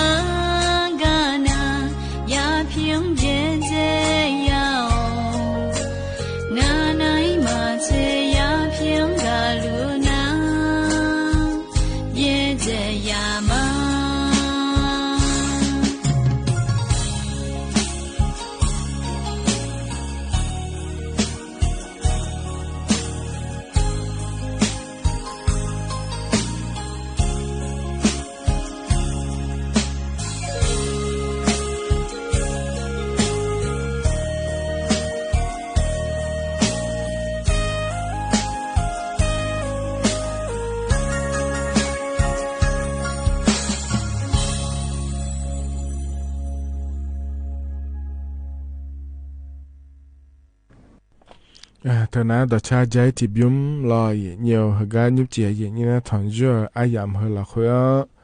พอเนี่ยบินาหาดาเดยเหนียวเดยานะหาเปียวดูยกะนาลูเวเหนียวหกาเนี่ยนะลอยเหนียวอายามมาตื้อจะล่าเหลอยเลยนี่อายชากาและพบินาหาดามาเดยเหนียวเดอันยุบเจียหกาพอเนี่ยบินาหาดาเฮนาเลยเหนียวหกา有个呢，常谈了咩嘢呢？阿姨阿咪，来คุยเจเหกาอายุชมยังหนาลอเย็นเยียวเธอมีแนวลออายามฮัจเจล่าหุ่มพอบินาหาดาวเนี่ยอายามเจียนะขอเนี่ยก่ออิมาเดอุจิยุมือเดอาคานึงสอราคาแช่ตานิทุเล่าเนี่ยลอเย็นเยียวนาลีเย่ล้านเนี่ยวุ้ยหลังเกินนี่ลองานเนี่ยอายุเชื่อมือเนี่ยเหกามีมัวดูสวทเชียงใหม่เนี่ยที่ขอหลวงแล้วพัดทองจุลามาเดว่าอีมาเดอุดูทองมาอายุชิมยังอยู่คุยเลยมาชิมยังคุยสมศรีอาคาชิมยังฮะอามีอันจีกุยอุเสือกุโรอากาจ่ออยู่เลยลิเชียจ่อลิเชียค่ะล่ะฮกามาเฮืออายุหนูเนี่ยคือหมออยู่เนี่ยฮกาโดเดกาเลยจ่อฮัลละคือมาเลยหนูเนี่ยละมานักเขามาชิญญาเลย咯ขณะเขาหมดเขาชิญญาอาชอมาคือญาก็ญาจ่อนั่งอ่ะก็มีก็บ่อีบ่ได้เมียงอ่ะจินักเขาชิญญาชิเลยอ่ะมันจามีเนี่ยน่ะอยู่กับดงอ่ะฮะอันนี้สิตัวก็จ่อเนี่ยดงเมียอยู่มึงอ่ะลงอ่ะนะจิซาดูจ่อบ่ได้แดงอ่ะจินิ้วmà ai phụ lẽ anh phụ lẽ cái mà không hề là giúp em xí lẽ nữa giúp em mà xí ơi lẽ bảo bây giờ ra cái người già hả lẽ tôi nữ mà nó tôi nữ cái mà tôi mà giúp phát mưa không anh nhá thì cái giờ giúp mừng và nay giúp mừng á giờ cái phát giúp mừng cái chỗ này phát mà cái nào gì em mọi nhà đồ trà khó chăn này nó nè gì lẽ trà thì gì trà mà bùa ha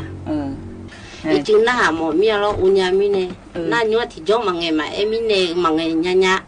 na i sao đồ na gu gan lấy gu nha mi à giờ này đồ la to ngày nha mi cô lúc gặp phải năng gì mà đồ la mưa tôi na to cha tôi na chẳng này con dưới à nó lấy gì lấy chắp hàm mà sao不到家有啥，听那那个小妹牛提起，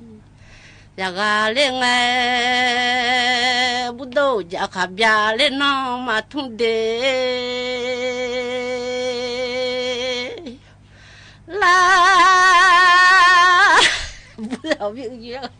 ！là cả cho mưa khát xe mà nghe li mà bút đồ giả thôi nhưng so anh nó đê là cả cho mưa nghe nhưng so thì chỉ để anh à xí li lẹ ngã lung thôi mà ngơ đê ngã nhà ra li lẹ ngã đỏ nghe mà ngơ mà hà là lo đọc mà chơi lo nhà lu sa bu ni ngày mà do à cho li la mà đó sa chơi ni ngày mà khó à li chơi ra khó lăng ngày khó cha mà si li lo nhà ni li à ni li thì à joga eo thông qua liền ngày hơn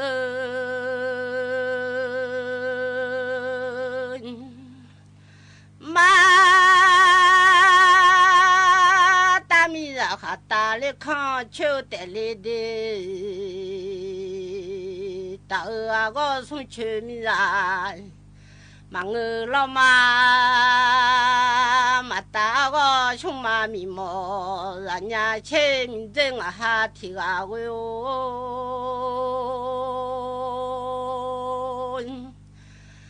mà cha đó nó nè nó cho gì cái ô mà chỉ cha nó nè yêu lòng khá cái gì sao mà sao ô cho cả đã thì được lê khát chi à đó nhìn na khá na cái si so มอดอญาแลโอนาเกเด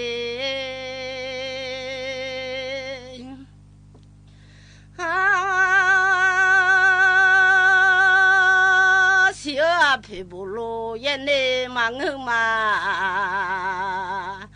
ญาก็เชมีมาจังเพมังเสียเพบุโลเยเนมังมาลอเสียเพบุโลยาชูมังญามาละจีมังสิเรือผู้มังเลมา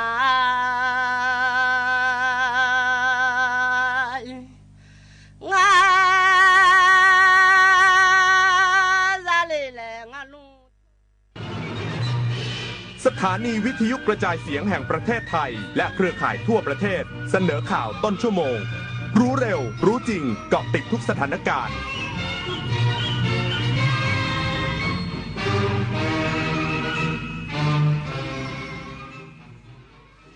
รับฟังข่าวต้นชั่วโมง 22 นาฬิกากับพิญญรุ่งสมัย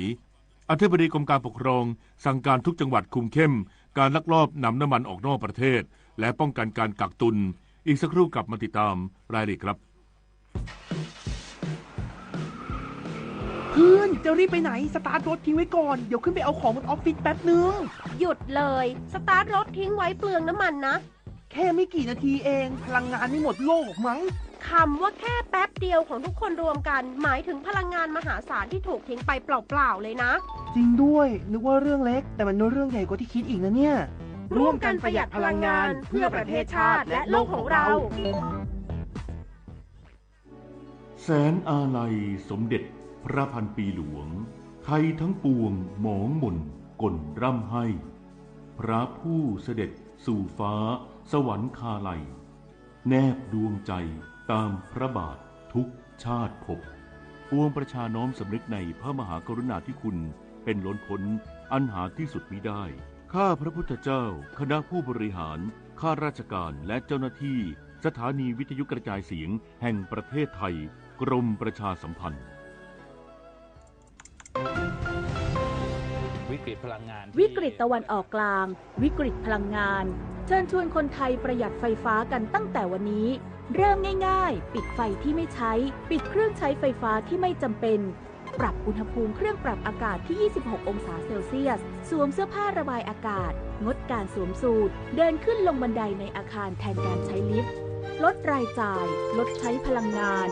ร่วมฝ่าวิกฤตครั้งนี้ไปด้วยกันข้าราชการคือพลังขับเคลื่อนประเทศภายใต้นโยบายรัฐบาลดิจิทัลพัฒนาบริการภาครัฐเพื่อประชาชนให้รวดเร็วเข้าถึงง่ายและเป็นธรรมด้วยปณิธานซื่อสัตย์ต่อหน้าที่ยึดมั่นความดีมีจิตมุ่งบริการสืบสารงานเพื่อปวงประชาทุกภารกิจยึดมั่นหลักธรรมาภิบาล1 เมษายนวันข้าราชการพลเรือนร่วมทำงานด้วยหัวใจเพื่อประเทศไทยที่ก้าวหน้าและยั่งยืนอธิบดีกรมการปกครองสั่งการทุกจังหวัดคุมเข้มการลักลอบนำน้ำมันออกนอกประเทศและป้องกันการกักตุนเอาเปรียบประชาชนเน้นย้ำเร่งสร้างการรับรู้สถานการณ์ที่ถูกต้องนายณฤชาโกษาศรีวิไลอธิบดีกรมการปกครองประชุมซักซ้อมข้อราชการสำคัญของฝ่ายปกครองเพื่อรับมือและป้องกันปัญหาที่อาจเกิดขึ้นจากสถานการณ์ความผันผวนของราคาน้ำมันและปริมาณน้ำมันเชื้อเพลิงในพื้นที่ต่างๆทั่วประเทศโดยกำชับฝ่ายปกครองในพื้นที่เน้นย้ำมาตรการควบคุมการกักตุนสินค้าและน้ำมันในพื้นที่อย่างเคร่งครัดพร้อมรายงานสถานการณ์น้ำมันโดยยึดข้อมูลการนับโควต้าน้ำมันที่ตรงกับความเป็นจริงทุกวันนอกจากนี้ยังให้เฝ้าระวังไม่ให้มีการลักลอบนำน้ำมันออกนอกประเทศอย่างเด็ดขาดรวมถึงให้ตรวจสอบผู้ค้ารายย่อยผู้ประกอบการว่าขึ้นทะเบียนถูกต้องหรือไม่หากพบความผิดปกติให้เร่งดำเนินการตามกฎหมายทันทีขณะเดียวกันให้ทุกพื้นที่เร่งประชาสัมพันธ์การดำเนินการแก้ไขปัญหาสถานการณ์น้ำมันในพื้นที่เพื่อเผยแพร่สร้างการรับรู้ที่ถูกต้องให้ประชาชนรับทราบควบคู่กับการรณรงค์ประหยัดพลังงานลดการใช้ไฟฟ้าที่ไม่จำเป็นอธิบดีกรมการปกครองกล่าวด้วยว่าสถานการณ์น้ำมันในภาพรวมของประเทศเริ่มมีแนวโน้มคลี่คลายจากการบริหารจัดการเชิงรุกแต่ฝ่ายปกครองยังคงเฝ้าระวังต่อเนื่องและเน้นย้ำให้ทุกพื้นที่ดำเนินการแก้ไขปัญหาป้องกันไม่ให้เกิดการฉวยโอกาสหากพื้นที่พบการกระทำผิดกฎหมายหรือพฤติการต้องสงสัยให้ดำเนินการตามกฎหมายได้ทันทีจุฑามาศรักษาพันธ์รายงาน เจ้าหน้าที่สำนักงานพลังงานจังหวัดเชียงใหม่ร่วมกับสำนักงานพาณิชย์จังหวัดเชียงใหม่ลงพื้นที่สุ่มตรวจสอบสถานีบริการน้ำมันเชื้อเพลิงยังไม่พบการกระทำผิดกฎหมายสำนักงานพลังงานจังหวัดเชียงใหม่บูรณาการร่วมกับสำนักงานพาณิชย์จังหวัดเชียงใหม่ลงพื้นที่ตรวจสอบสถานีบริการน้ำมันเชื้อเพลิงในพื้นที่อำเภอเมืองเชียงใหม่และอำเภอหางดงได้แก่บางจากสหกรณ์การเกษตรหางดงบางจากสหกรณ์การเกษตรหางดงสาขาหานแก้วปตท.สาขาเชียงใหม่แอร์พอร์ตปตท.สาขาหายาพีทีสาขาเชียงใหม่2และบางจากบริษัทสีทองควงสิงห์จำกัดจากการตรวจสอบพบว่าสถานีบริการน้ำมันส่วนใหญ่ยังคงจำหน่ายน้ำมันได้ตามปกติโดยบางแห่งขอความร่วมมือผู้ใช้บริการในการจำกัดปริมาณการเติมต่อคันเช่นรถยนต์ขนาดเล็กไม่เกิน500บาทต่อคันและรถขนาดใหญ่ไม่เกิน 1,000 บาทต่อคันเพื่อให้สามารถกระจายปริมาณน้ำมันได้อย่างทั่วถึงนอกจากนี้ทุกสถานีมีการแสดงราคาจำหน่ายอย่างชัดเจนและเป็นไปตามราคาที่ประกาศไม่พบการกักตุนน้ำมันแต่อย่างใดปริมาณน้ำมันโดยรวมยังพอมีจำหน่ายต่อการให้บริการภาพรวมสถานการณ์ยังคงเป็นปกติมีประชาชนทยอยเข้าใช้บริการอย่างต่อเนื่องคมสันต์คำวงทีมข่าวสวทเชียงใหม่รายงานผู้ว่าราชการจังหวัดยะลาลงพื้นที่อำเภอกาบังบัญชาการเหตุไฟป่ารุกคืบพื้นที่รอยต่อชายแดนเร่งประสานทุกหน่วยสกัดเพลิงป้องกันการลุกลามสู่ประเทศมาเลเซียนายก้องสกุลจันทราชผู้ว่าราชการจังหวัดยะลาลงพื้นที่จุดเฝ้าตรวจชายแดนที่4401บ้านคลองปุดตำบลบาละอำเภอกาบังจังหวัดยะลาเพื่อติดตามสถานการณ์ไฟไหม้ป่าที่กำลังขยายวงกว้างเกือบ500ไร่โดยได้กำชับให้เร่งทำแนวกันไฟป้องกันผลกระทบข้ามแดนผู้ว่าราชการจังหวัดยะลาเปิดเผยว่าสถานการณ์ไฟป่าเริ่มขึ้นตั้งแต่วันอาทิตย์ที่ผ่านมาโดยเกิดเป็นจุดย่อยในพื้นที่เข้าถึงยากและล่าสุดได้ระดมสัมภากำลังบูรณาการการทำงานร่วมกันอย่างเร่งด่วนโดยมาตรการเชิงรุกได้ใช้เฮลิคอปเตอร์จากกองทัพภาคที่4บินสำรวจพบแนวไฟสำคัญ2จุดในพื้นที่หมู่ที่7และหมู่ที่8ตำบลบาละซึ่งส่วนใหญ่เป็นป่าไผ่ที่เป็นเชื้อเพลิงอย่างดีจัดตั้งกองบัญชาการเหตุการณ์ณจุดเฝ้าตรวจชายแดนที่4401เพื่อวางแผนเชิงระบบร่วมกับหน่วยป้องกันไฟป่าชรบและท้องถิ่นทั้งนี้เนื่องจากแนวไฟอยู่ห่างจากพรมแดนไทยและมาเลเซียเพียงไม่เกิน2กิโลเมตรจึงได้ประสานงานผ่านหน่วยทหารไปยังชุดเฝ้าตรวจของประเทศมาเลเซียเพื่อเฝ้าระวังร่วมกันพร้อมทั้งสั่งการให้ปภ.เร่งจัดสรรงบประมาณสนับสนุนและประสานหน่วยงานส่วนกลางขอรับการสนับสนุนกำลังพลและอุปกรณ์เพิ่มเติมอัมรันเมหะสวทยะลารายงานรู้ปิดรู้ใช้ร่วมใจประหยัดพลังงานจบข่าวพิญญรุ่งสมัยอ่านรับฟังข่าวครั้งต่อไปเวลา 23:00 น.ติดตามข่าวที่นำเสนอไปแล้วได้ที่ www.thainews.prd.go.th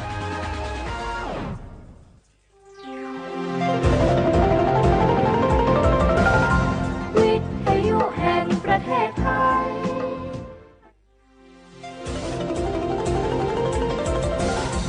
วิทยุแห่งประเทศไทยให้ความรู้คู่ความสุข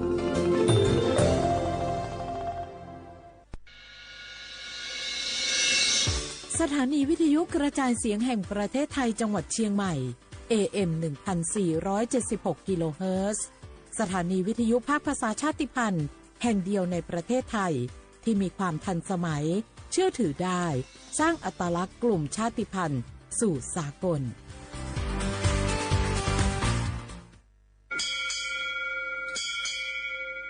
โอโบดะจ้าโอมิชเปอร์เหมือซุงคาพอกว่าย้อซงอุดูธรรมาสถานีวิทยุภาษาชาติพันธุ์แห่งเดียวในประเทศไทยทันสมัยเชื่อถือได้แล้วพบกันที่สวทเชียงใหม่ AM 1476 กิโลเฮิรตซ์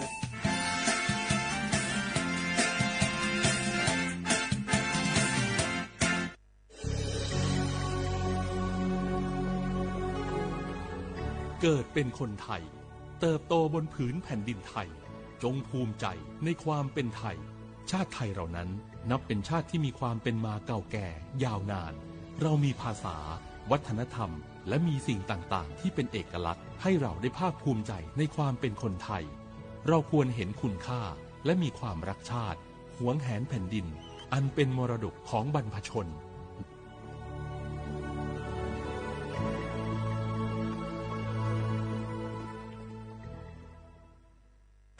ข้าราชการคือพลังขับเคลื่อนประเทศภายใต้นโยบายรัฐบาลดิจิทัลพัฒนาบริการภาครัฐเพื่อประชาชนให้รวดเร็วเข้าถึงง่ายและเป็นธรรมด้วยปณิธานซื่อสัตย์ต่อหน้าที่ยึดมั่นความดีมีจิตมุ่งบริการสืบสารงานเพื่อปวงประชาทุกภารกิจยึดมั่นหลักธรรมาภิบาล1 เมษายนวันข้าราชการพลเรือนร่วมทำงานด้วยหัวใจเพื่อประเทศไทยที่ก้าวหน้าและยั่งยืนผู้ใช้สิทธิบัตรทองหรือบัตร30 บาทวันนี้หากต้องการย้ายหน่วยบริการประจำไม่ใช่เรื่องยุ่งยากอีกต่อไปย้ายเองได้โดยวิธีง่ายๆผ่านระบบออนไลน์เพียงดาวน์โหลดแอปพลิเคชันสปสช.หรือแอดไลน์สปสช.พิมพ์ LINE ID @NHSO เลือกเปลี่ยนหน่วยบริการและทำตามขั้นตอนแค่นี้ก็ย้ายหน่วยบริการได้แล้วแถมยังสามารถใช้สิทธิรักษาได้ทันทีสอบถามเพิ่มเติมได้ที่สายด่วนสปสช. 1330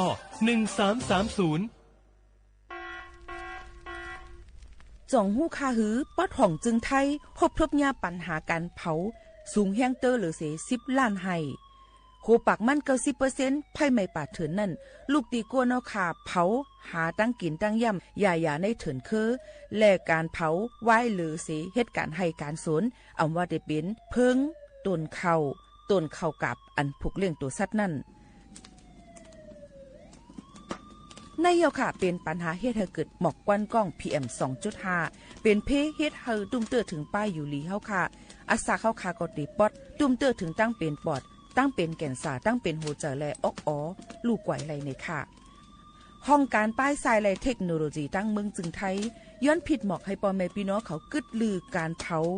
ปันจันล้มแสนเซออันลีตาลูกตาลานเฮาค่ะจอมตอนโครงการวางแผนการเจอตีลินตาเตลดย่อมฝุ่น PM 2.5 เลยตั้งมุมมองไฮรีเสวชสำนักงานวิจัยแห่งชาติ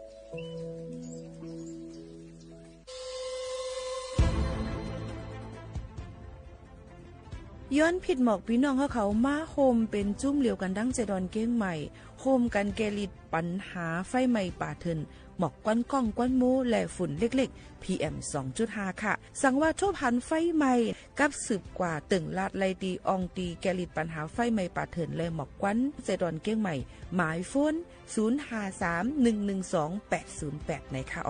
เจดอนเก้งใหม่ค่ะออกปักเปิงหมายมีเฮกังแกลิดปัญหาหมอกควันก้องควันมูและฝุ่นเล็กๆ PM 2.5 เนื้อปืนตีเหลออันอ่ำเลยคว้างเฮาเผาผ่านมาดีแอปพลิเคชันไฟดีห้ามเผากำเร็วในนั้นค่ะอย่าไปเผาล้าอ่ำว่าได้เปลี่ยนตีกลางปางอองตีห้ามเผาเกยยุกยักไม่ตอกกูอันในค่ะแต่เอาวันที่1เดือน1อิงเกรด2เหงปลาย26ต่อถึงวันที่31เดือน5 2เหงปลาย26ในผู้เหลอเผาเฮ็ดผิดปักเปิงเตญาตัวตามตั้งผิดจำหนังปักเปิงหมายมีกำเหลวในนั้นค่ะเลยตั้งมุมมองไฮลีเซห้องการฐานฐานะก่อกับสืบเจดอนเก้งใหม่มาโฮมเป็นจุ่มเหลวกันดั้งเจดอนเก้งใหม่โฮมกันรักษาสภาวะฟิงตื้นเป็นเฮ็ดให้จันล้มถวยเจออันลีต้องฟ้าเสียนเสออ่ำมีหมอกควันกองควันโม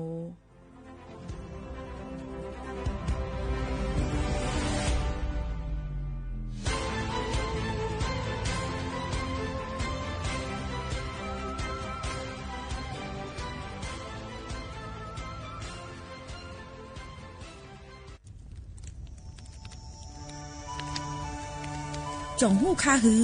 ก้อนโมก้อนไฟอันเผาอยู่ตีกลางปางนั่นอ่ำเลยหายกว่าตั้งเลยมันเตเป็นฝุ่น PM 2.5 สีขึ้นมาเฮ็ดให้ป้ายอยู่ลีเฮาคาขึ้นในคา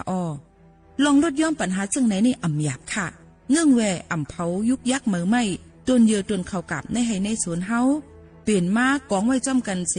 เฮ็ดเป็นฝุ่นสภาวะอ่ำนั้นแจกแพยุกยักเธอมันปอดถูกเมียนอีกป้าดังโฮมมือกันฟังด้วยไฟไหม้ป่าเถินเฮาคาฉุกดีไลผูกต้นไม้น้ำเพิ่มปันปืนตีสีเขียวเฮ็ดเฮาจันล้มเสียนใส่ตาเฮากูก็เลยตั้งมุงมองไฮลีเสฐานหน้ากอกับสืบปืนเผาตี3กรมประชาสัมพันธ์พี่น้องเขาสนใจใครปืนเผาผ่านตั้งห้องปล่อยเซ็งสวทเก้งใหม่ปั่นตั้งหูห่มปาดังมีดังเซอถ่อมแจ้งแล้งหลีกว่าไก่ในปืนตีเจดอนเก้งใหม่กับสืบมาไลตีสวทเก้งใหม่หมายฝน053-276-068 และ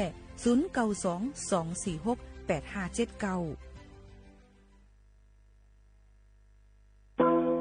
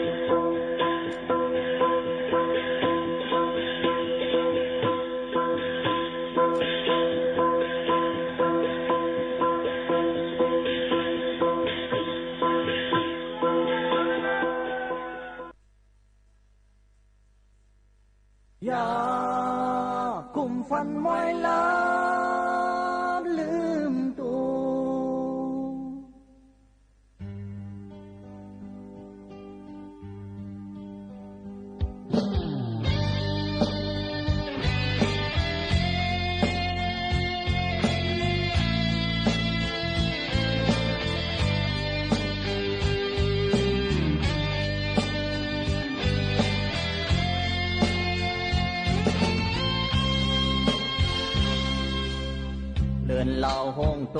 กเย้าหายสายเสลุกวันแรงเย้า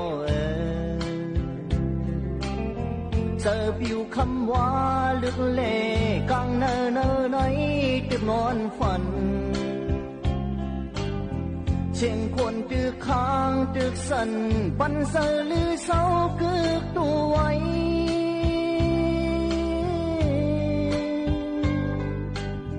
ไปตึงตรงพรมื่นห้อยตาอย่าคุมฟันมอยลาบลืมตัว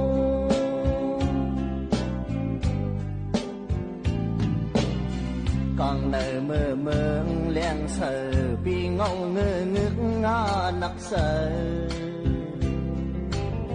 เจียงนูโนมอเนอหูปีสันสีโซขัดพักดูหอมเสือเยามืนตัวตาหันใส่เฮือแหลงหูพาเยา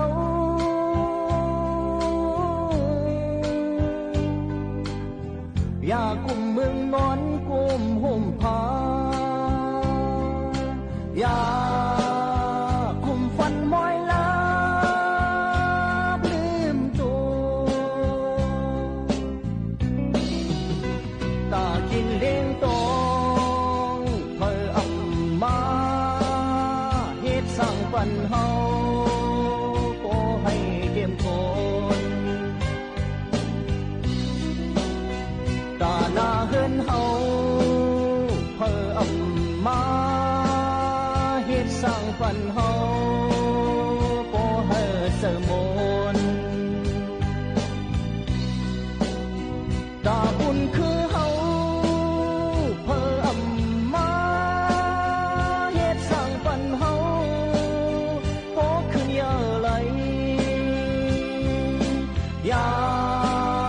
คุมฟันมอยลาลืมตัว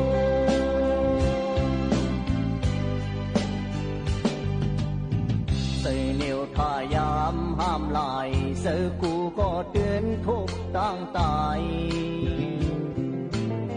เจอไอเปิ้นโกนต่างนำเอากันปุ่นพรของกึดคำกำเมาเครื่องยีเผาสีการตีอังเฮ็ดยามเลี้ยวใน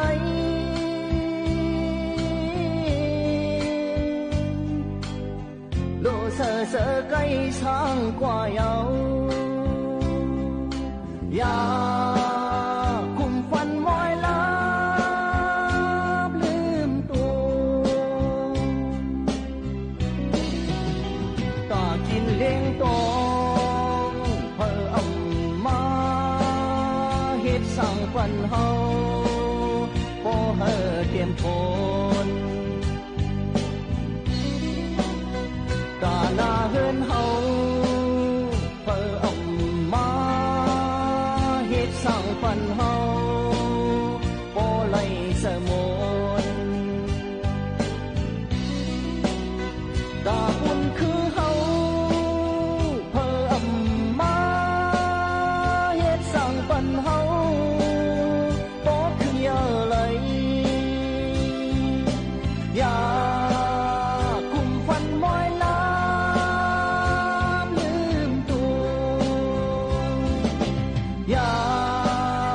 คุมฟันมอยลาลืมตัว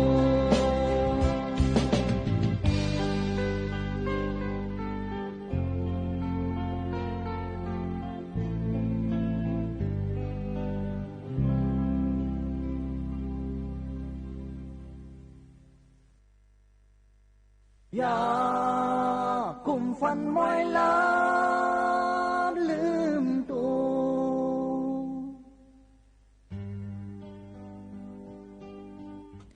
เมื่อซุ้งค่าเมื่อซุ้งพี่น้องผู้ยินถ่อมพ่อขาดังเสียงกูก็กูก้นขาชบกันตีนดอกันพงปล่อยเสียงสวด เก้งใหม่ AM 1476กิโลเฮิรตซ์ปืนปล่อยเสียงกูวันพอถึงมาข้าวยาม 10 โมงถึง 11 โมงกลางเนยกลางค่ำอยู่จอมขาวหมูขาวนุ่นสุภาวันเชื้อสารวินเป็นอวยเกาะไอเซปอแม่ปีน้องๆเขาอยู่เหตุการณ์จอมกันกว่าที่ในปืนปล่อยเสียงกว่าจอมกันที่ในหนังหือปอแม่พี่น้องเขาปอเดมีลองตั้งเลยยินถ่อมปะดังเพียงกว่ามันหูถูกใจCMก้าอันลำลองหรือเสเปิ้นนั่นเนี่ยก็ดีค่ะเฮอปอแม่ปีน้องๆเขานั่นเนี่ยนั่นค่ะเลยยินถ่อมป้าดังข่าวเงาอันเฮาคาเลยหางเฮียนเอามาฝากตวนจู้ถึงปอแม่ปีน้องๆเขาให้เลยยินถ่อมจ้อมกันซึ่งหนังไหนอยู่ค่ะตอนแต่ในวันเมื่อในก็ถึงมาเนอวันปุดที่25เหลือนโทน32เฮงปลาย26ค่ะปีพุทธศักราช2เฮง5ปากปลาย69ปีใต้2เฮง1ปากปลาย20ปีก็จ่า1เฮง3ปากปลาย87คู่ถึงมาเหลือน5ลองเลือน5มา7คำอยู่เป็นอ้อยเกาะไอเซจอมพี่น้องเขาดังห้องปล่อยเสียงเก้งใหม่ AM 1476กิโลเฮิรตซ์อยู่เป็นอ้อยเกาะไอเซจอมกันที่ในกว่าถึงนานในเย้าในนั่นค่ะบ่แม่ปีน้องๆเขาค่ะอ๋อค่ะจังหือกอลีเนี่ยค่ะข้าเจอเอามาฝากตวนจุถึงปอแม่ปีน้องๆเขาให้เลยครับผู้ให้เลยยินถ่อมจ้อมกันในนั่นค่ะอ๋อยก็มาถ่อมด้วยข่าวเงาอ่อนตั้งในก่อนเนี่ยค่ะตั้งเจดอนเก้งใหม่เนี่ยค่ะเข้าถึงในองตีว่าใหม่แห้งเตอมาเนี่ยค่ะ2ปากปลาย7องตีเย้าในนั่นค่ะอ๋อพี่น้องเขาเปิ้นรายงานฮอตสปอตเนี่ยค่ะตั้งปืนตีเจดอนเก้งใหม่ในวันที่25เหลือนทน32เฮงปลาย26นั่นเนี่ยก็ในค่ะเตมีน่ะเก้งหลาวในองตีใหม่หลุดใหม่ๆในมี39ตียาวแม่แตง26แม่วาง22อมก๋อย21เมืองฮอด19สำเมือง15แม่ออน15โดยสเก็ต12เมืองเป้า8ตีในค่ะโยก็เวียงแหง1ตีหางดง1ตีเจ็มเจ้าในค่ะเอาพี่น้องเขาเฮ็ดให้เลยว่ามีไฟใหม่จอมป่าเถินคือนำเตะย้อนเปิ้นนั่นแหละลองตั้งเจ้าในก็ติจังตุ้มตื้อถึงลองอยู่สั่งกินเศร้าก้นเฮาค่ะตอนตะก้นอันเป็นลูกอ่อนก้นนางยิงปลาต้องโยก็ก้นเทาอันมีตั้งเป็นกับตัวไว้ลองตั้งเจ้าไหนอย่าไปให้ออกกว่าตั้งนอกให้อยู่ไว้อองตีเฮิรนโยก็มีลมอันช่วยแซนเซอร์ช่วยมีลมอันเข้ามาเลยลองตั้งแซนเซอร์ลีนั่นค่ะเนาะหนังหือบ่ได้ตุ่มเตอถึงป้ายอยู่ลีเขานั่นเจ้าหนังไหนค่ะอพี่น้องเขาค่ะป้อเดมาด้วยค่าฝุ่น PM 2.5 10J เว้งตั้งเมืองเก้งใหม่นั่นเนี่ยค่ะสูงนำที่สุดในข่าวยามเก่ามองนั่นเดมีดีดังเก้งเหลาเนี่ยค่ะเก้งเหลาในเนี่ยค่ะเดมี2ปาก64ไมโครกรัมนั่นค่ะเนาะพี่น้องเขาค่ะย่อก็เดมีแทงอันดับที่2ขับมาที่2ที่เป็นนักสันกำแพงมี2ปากไป41ค่ะที่3ที่เป็นแม่อ้อนที่4เป็นอมก้อยค่ะแล้วก็มึงเก่งใหม่มีอยู่2ปากไป8ในค่ะรอยสเก็ตมี2ปากไป1แมรี่มี1ปากไป89ค่ะสันทรายมี1ปาก84ใช้ประการอยู่ที่1ปาก64ในค่ะค่าฝุ่น PM 2.5ค่ะนะแล้วก็แม่แจ่มมีอยู่ที่1ปาก46ในนั่นค่ะพี่น้องเขาค่ะก็นั่นแหละเพราะว่าฝุ่นกวนมีมาในจึงฟิงฟ้าอันหังหลีหางงามเดี๋ยวก็จอมป่าเถินสันลอยจึงจะไหนในก็ติหันเป็นกวนโมมึงก็ติโมมาเฮียงตื้อหรือเสเก่าในนั่นค่ะอันนี้ก็ย้อนฝากฟังไว้ปันปอแม่ปีน้องๆของเขาจอมเดี๋ยวก็ลูกดีภายสถาบันวิจัยแห่งชาติวชในนั่นค่ะเปิ้นก็ย้อนตุกย้อนอย่าไปเผาไผ่ไม้ป่าเทินคือในนั่นค่ะให้ปลูกตังเตียนขึ้นเนี่ยค่ะต้นไม้ค่ะมันบ่นำเลยหลีเนี่ยค่ะนางลิ้นผูกซ้อมค่ะก็เดลีนำเตอร์มาในนั่นค่ะฝากไว้ปันปอแม่พี่น้องเขาเจ้าหนังไหนค่ะมาด้วยเที่ยงในนั่นค่ะภายทั้งจอมพ่องหลวงตั้งเมืองจึงไทยในนั่นค่ะเอาแกมภูต่างลัดจอมพ่องหลวงเมืองจึงไทยนางสาวลลิดาเพลิดวิวัฒนาในนั่นค่ะบอกลาถึงว่าตั้งจอมพ่องหลวงตั้งเมืองจึงไทยย้อนผิดบอกให้พ่อแม่พี่น้องกูฝ่ายโฮมในตอนการ68 hour 2026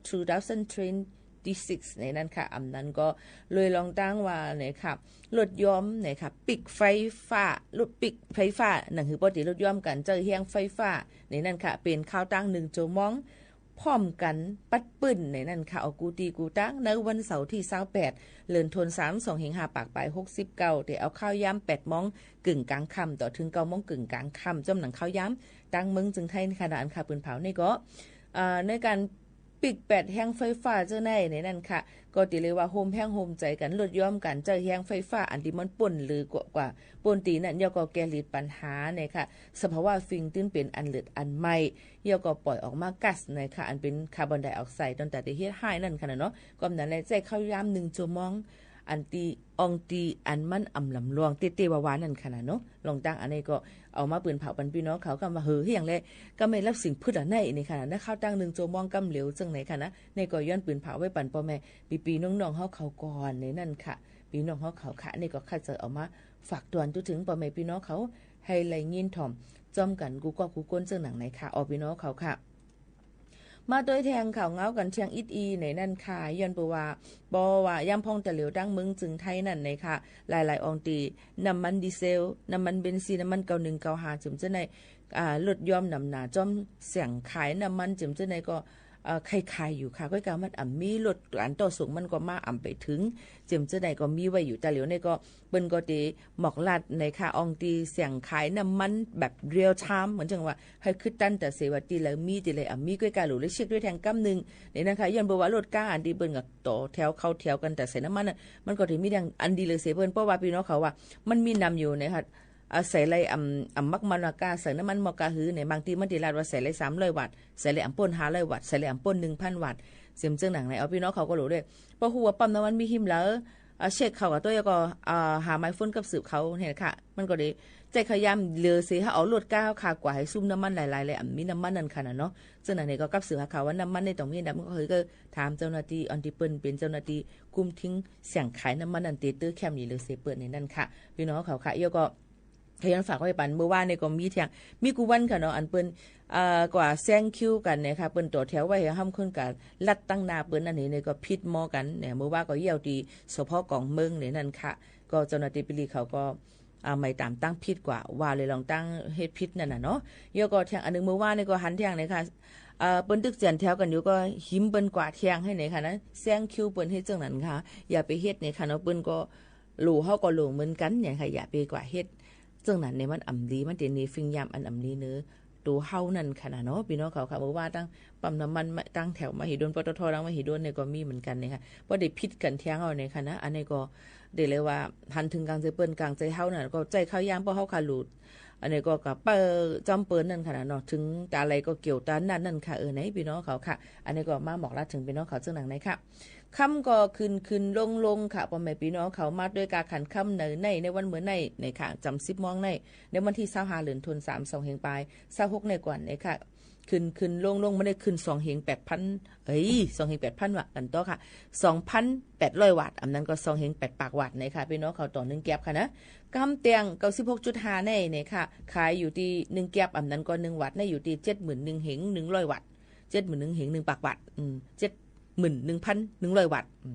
ต่อ1แก๊บต่อ1วัตต์แล้วก็กาขันค่ำสายข้อจบเวียนว่าเจิมเจ้าในค่ะเนาะพี่น้องเขาค่ะปีหูว่าเจิมเจ้าในค่ะเนาะก็ได้รับซื้อ1แก๊บในค่ะรับขายค่ะ1แก๊บใน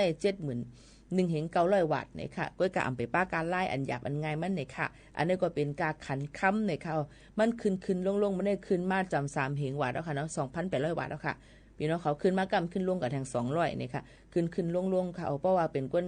กล้าขายค่ำเหมือนก็ก้นเลนหุ่นค่ำเดี๋ยวจะไหนก่อนเลยเช็คด้วยอยู่ตาสีขึ้นลงนั่นค่ะเนาะมันเป็นเหตุการณ์ทางพี่น้องเขาว่าเหตุการณ์จอมอีสังก็สุกซักจอมอันนั่นในค่ะว่าพี่น้องเขาจังว่านั่นค่ะในเอาค่ะลำลองเหมือนกันในนั่นค่ะแล้วก็เอาค่ะมาด้วยแทงในนั่นค่ะตั้งเก่งไฮเนี่ยค่ะเดี๋ยวก็จอมแหลนลิ้นมึงแม่สายว่าตาขี้เล็กว่าเจิมเจ้าในค่ะเนาะยังตึกมีปัญหาแม่น้ำอันเป็นกล้องนั่นอยู่ค่ะก็ในเมืองไทยทุกย้อนป้าเมืองมันให้จ่อยกันแกลิดในค่ะพี่น้องเขาค่ะ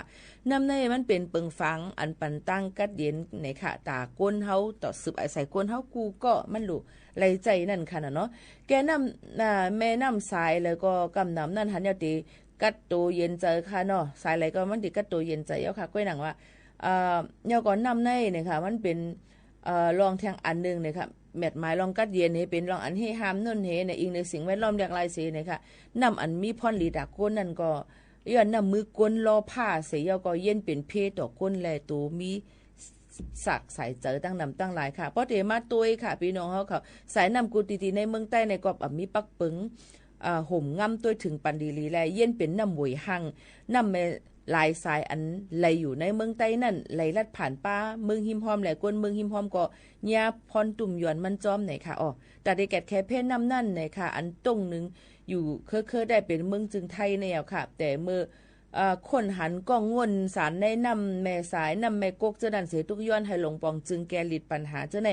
ในวันแม่นำลุมฟ้า2แห่งไป26ในก่อโกในปืนตีเจออยู่จอมสับแม่นำหลายๆตีอ่อนกันออกเสียงทุกย้อนเฮาจุ้มเกี่ยวของแกลิดปัญหาเพ้อๆในนั่นค่ะออกพี่น้องเขาค่ะไหว้เสนำกกในเย็นเป็นก้องเป็นงวนย่อก็ไผก็อำจังกว่ากายกว่าจำมันไหลลูกหลานจื้ออันอยู่เมืองไก่สิอันไก่ปอกขึ้นเฮือนพ้องสร้างแก่นกองเมื่อเร็วอ่ำมีเอาค่ะห่านตั้งกินตั้งยำแลตีเล่นอันโกในปืนตีไก่เฮ็ดจอมผังนำนั่นก็อ่ำมีเอาค่ะเดี๋ยวก็อ่ำมียาตียาเฮยาเจอเนี่ยค่ะจึงหนังในสิอิดในนั่นค่ะนะก้นเมืองตั้งปอดเมืองใต้ได้เมืองไทยแล้วก็พอถึงมาเข้าไม่เลือน4เลือนหาในก็อันกันกะยาเฮยาเจอจอมผังแม่น้ำหองอองตีเลยตีนั้นกัดเย็นตีเลยก็อ่อนกันกว่าตีนั้นก้อยกะอิงเหนือลองเพน้ำอันมีงนสารทัดกว้างหลายเจอหลายเปิงซีหิมฝั่งน้ำนั่นก็อ่ำจังมักมันว่าเป็นตียาเจอหลายย้อนเพราะว่าโกเนี่ยค่ะเพราะว่ามันมีทัดกว้างมันเจอจางเฮ็ดให้เนินหนังเฮาขาเนี่ยมันลานมันป่วยเฮ็ดให้เฮาขาเป็นเจ็บเป็นเย็นไหลแล้วก็ตุ้มเตอถึงอาสักสายใจไหลในค่ะอ๋อลองตั้งเจ้าในเอามันนำกกนำสายนำหังเจ้าในเพราะอันลูกดังเมืองใต้ไหลผ่านมาเปิ้นเฮ็ดคำหาเฮ็ดอย่างเดียวที่มีทัดสันกว้างน้ำนั่นในตีจางเฮ็ดเป็นเพดอนตาก้นมนุษย์จ้าเฮาขาไหลลองตั้งเจ้าไหนก็ฝากฟังไม่ปันพี่น้องเขากูก้นเสกัมไหนนั่นค่ะพี่น้องเขาค่ะชอมอยู่ที่เราตั้งไหลอุบตรงตักจ้อมกันไหลห่มจมฮับตอนกูก้นค่ะนะพี่น้องเขามาอุบตรงตักจ้อมเฮาขาไหลเนี่ยค่ะอ๋อยังพ้องแต่เหลวลือเฮือลือเจอถ่อมตุ้ยในนั่นค่ะเพ่งความหวานหูถูกใจกันเชียงลูกก่อนจงขึ้นมาอกอ้วจอมกันเทียงกำหนึ่งค่ะเอาค่ะมาถ่อมด้วยเพ่งความจอมกันก่อนค่ะเนาะ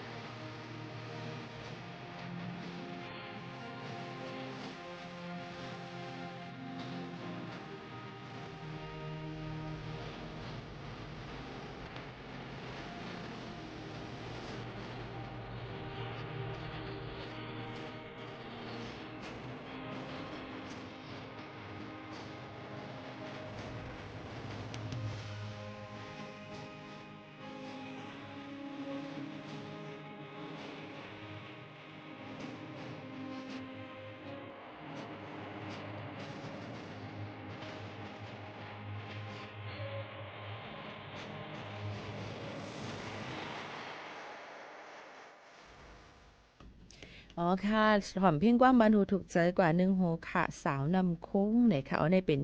ยิงหอมห้องไว้ค่ะนะเอามาฝากตวนจุถึงพี่น้องเขาอันย้อนกันเขามาตั้งเฮิรนสอมในค่ะหลายวันเดียวค่ะนะก็มีเฮาค่ะมาถ่อมด้วยเทียงอิดอ่อนนึงเนี่ยค่ะเกี่ยวกับไปลองการหากินเล่งต้วงเกาหลีการ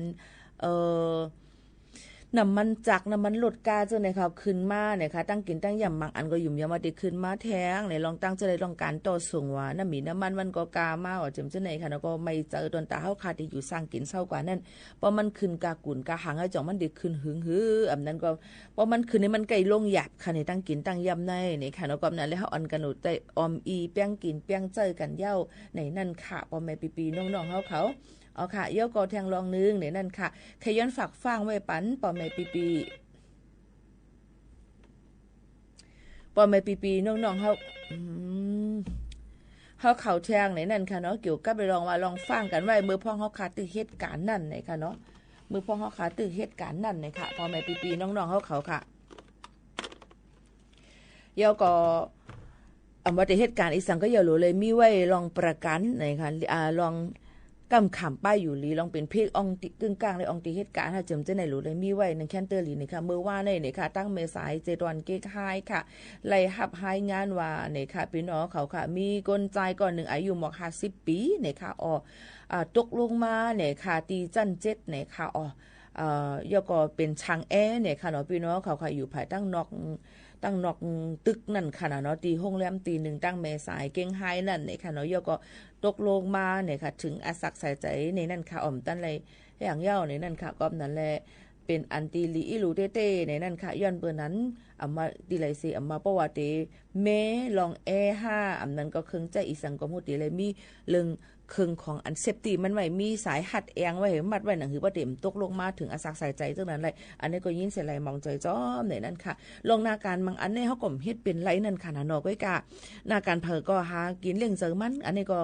ทันเยาถอมเยาเนี่ยก็หลีอีหลูจอมมุ่งหอเฮือนจอมนั่นค่ะนะว่ามั่วก้นหาเลี้ยงเขานั่นดีอยู่กับอะไรอันมีก้นหาเลี้ยงเขาคำที่อยู่กับเจ้าหือในนั่นค่ะก้อยกะสังเจว่ามีเป้อะไรอยู่เนี่ยก็มีเงินแต่หากินอะไรอยู่เดี๋ยวก็มันก็ดีนั่นค่ะเนาะอันนี้ก็เป็นลีอีหลูมองใจแทงอันนึงตอนดับพ่อแม่พี่น้องเขาก็เหมือนกันเหตุการณ์บางก้อนในตาซีว่าฮับตาซีว่าเนี่ยก็หรือเลยเซฟตี้เนี่ยค่ะหรือเลยมีลองฟังหรือมีลองหางเฮียนไว้ให้มันเตียโตนั่นค่ะเนาะบางก้อนเนี่ยอยู่เป็นหลายๆจันเนี่ยหอยโหนลงมาตาสีไหนค่ะเนาะโอ้ลิ้นนับยองน้ำเจอเต้ๆเนี่ยค่ะนะสู่เจ้ากัดแขนเต้ๆค่ะก้อยกะว่าอย่าลืมฮักป้าโตเจอเจ้าเก่าเนี่ยค่ะมีเซฟตี้ใส่มาโหเฮเนี่ยค่ะเนาะใส่สายหัดเอียงให้มันแก่นเนียนหนาแล้วก็มีรองตั้งจึงก็เลยมีก้นดูหลอมด้วยถึงจอมนั่นค่ะตาสีกูข้าวยามนั่นค่ะเนาะรองตั้งจึงหนังไหนแล้วก็ป้ออันก้นอันเหตุการณ์จอมคึงจากนั่น5มังก็ในแกรับไข่นวลเนี่ยค่ะบ่แม่พี่น้องเขามังปอกมาเนี่ยยิบอันไหนก็ใส่อันไหนสุดรับกากำก็กลับมามือเขาว่าอีหยังมันเขาก็ในครึ่งนั่นในจังเป็นเพศอะไรเพศกึ่งกลางจอมอองตีเหตุการณ์ในเนี่ยค่ะคอมพานีบริษัทนายจ้างเฮาคาอองตีเหตุการณ์เนาะค่ะนั้นเปิ้นตื้นดูล้อมด้วยถึงเฮาคาในนั่นค่ะเนาะเป็นที่ยศยาบรรเทาคาในนั่นค่ะเนาะยก็บ่เฮามีไว้วัดไว้ประกันสังคมจ่ายกว่าจ้อมกูเลือนเฮาก็ยศยามันก็ดีจ่อยเฮาไหลมาได้เป็นตุกคิตามาติลูกหายตายกว่าเฮาเลยลองตั้งปีหน้าเนี่ยจะได้เป็นก็ติยศยาเงินปันเงินหยอใส่เตียนเฮาขาจ้อมไหลจ้อมหนังข้าวยามันดีเฮาจ่ายมานั่นจังไหนค่ะเนาะอันนี้ก็เป็นทางนึงลองที่พี่น้องเขาถูกลีได้ฮู้ไว้เพราะเด็กก็เหตุการณ์จ้อมไผเสมาติเลยมีลิกินแก่นจ้อมกันนั่นค่ะนะว่าเฮาเหตุการณ์จ้อมศูนย์ในสุดีปันวันดื้อเฮามอกะหือพอเฮาขาป่นหรือเสียข้าวยามเฮาขาเหตุการณ์8ชั่วโมง10ชั่วโมงสุดีปัน OT เอาว่าทํเฮาขาในแทง1ชั่วโมงแทงหลายวัดเต็มเจ้าในถูกดีเลยมีเนี่ยค่ะแต่ว่าเป็นหางเหตุการณ์แลเป็นหางจ้อยเขากว่าเลยติ๊กๆในก็มันหนาเฮาขานั่นค่ะเนาะลองตั้งเจ้าในฝากฟังไว้ปันกูก็กูก้นเฮาฮู้ลองสุนในสุนเป็นตอนดาโตเจ้าเก่าหนังหือบ่ได้ตกย้อมหนังหือบ่ได้ตุ้มเตอถึงหลายลองหลายอันเฮาขาเอวก็หนังหือมันบ่ได้ห่มงามเฮาขาไหลนี่ก็มาฝากตวนทุถึงพี่น้องเขาจังหนังไหนค่ะกำในเมื่อพ่องดีเฮาขาตึกหันว่ามึงออกกลางเขานั่นตึกมีปังตึกซึกซื้อกันอยู่นั่นไหนตุ่มย้อนถึงกูไฟอำมากานำมันกาหังอีสามกาอยู่กากินกากว่ากามาเฮอมีนมังอองตีมังสายกันมินกึดลือไว้ในค่ะเอียวก็โมว่าในหันข่าวดังกรีนบัสในนั่นค่ะเนาะดังกรีนบัสอันนั้นก็ลดกาอันเป็นสายเนื้ออันเป็นกรีนบัสนั่นในค่ะนะรถเมฆเขียวในค่ะเปิ้นก็ว่า ลาดไว้ว่าติกึดลือหลายๆสายเย้าเนี่ยค่ะยก็อำปันจ้องตัวป่นหรือสิ60วันเย้าติปันจ้องตัวลวดในอำปันป่น10วันกานานกล้วยจังไหนค่ะยกำไหนพี่น้องเขาก็รู้เลยฟังกันไว้พ้องขาวซ้อนนำเหลือนหาพี่น้องเขามีวันลือน้ำเตกว่าแอลแหลตีไหลเนี่ยค่ะรู้เลยฟังกันไว้รู้เลยห่างเฮียนกันวังห่างเฮียนกันไว้หนังหือป้อเตอำหลุดห้ามหนังหือป้อเตอำตกรถตกกาให้มันป้อขึ้นตั้นหนังหือป้อเตกว่าอะไรมากง่ายลมเจอเจิมจะได้มันหล่ำลองเต้ๆในนั้นค่ะพี่น้องเขาฝากไว้ปั่นพี่น้องเขาค่ะลองตั้งเจอในสิเฮาค่ะรู้เลยห่างเฮียนไว้มือพองเปิ้นเป็นเพปังตึกกันนั่นไหนค่ะกูลองเฮาถูกเลยห่างเฮียนอีสังไว้พองลาเอามาได้เป็นเมืองไหนก็เย้าเอามาได้เป็นตีเลยก็เย้าเนี่ยค่ะลองฟังวิริยะไว้นั่นมันได้เป็นลองดีดอนตาเฮาค่ะในนั้นค่ะ5ลองเลยค่ะที่เฮาค่ะหลูห่างเฮียนกันไว้มือพองหลูเลยเช็คลิสต์กันไว้มือพองเฮาค่ะมีปัญหามีเพย์อย่าหลงในนั่นค่ะเนาะดีพ้องเขาปังตึกเกิดขึ้นมานั่นในค่ะเนาะ1เตเลหางเฮียนไว้น้ำกินแล้วก็ตั้งกินอันแห้งมันในนั่นค่ะน้ำกินเตเอสุดมานั่น3ลิตรต่อ1วันค่ะเนาะแล้วก็อันตั้งกินเขาพักตั้งกินอันมันเก็บไว้ไหลหึงนานในนั่นค่ะพี่น้องเขาเหมือนหนังปลาแอบ5เนี่ยตั้งกินอันแห้ง5เขาซอยต่อ5ในนั่นค่ะเนาะเขามุน5อันมันเฮียงอันมันเก็บไว้เลยหึงเจ้านั่นค่ะออกพี่น้องเขาหนังหือป้อเตเฮ็ดให้เฮาคาเลยกินต่อล้มอาศักล้มถวยใจเฮาคากว่าเลยหึงนั่นนั่นนี่ค่ะเนาะย่อก็เที่ยงอันนึงนั่นก็เตเป็นยาเนี่ยค่ะอันเป็นยากับตูเฮาคาในนั่นค่ะยาหังเฮียนไว้ลอกลายหูตีมันเนี่ยค่ะ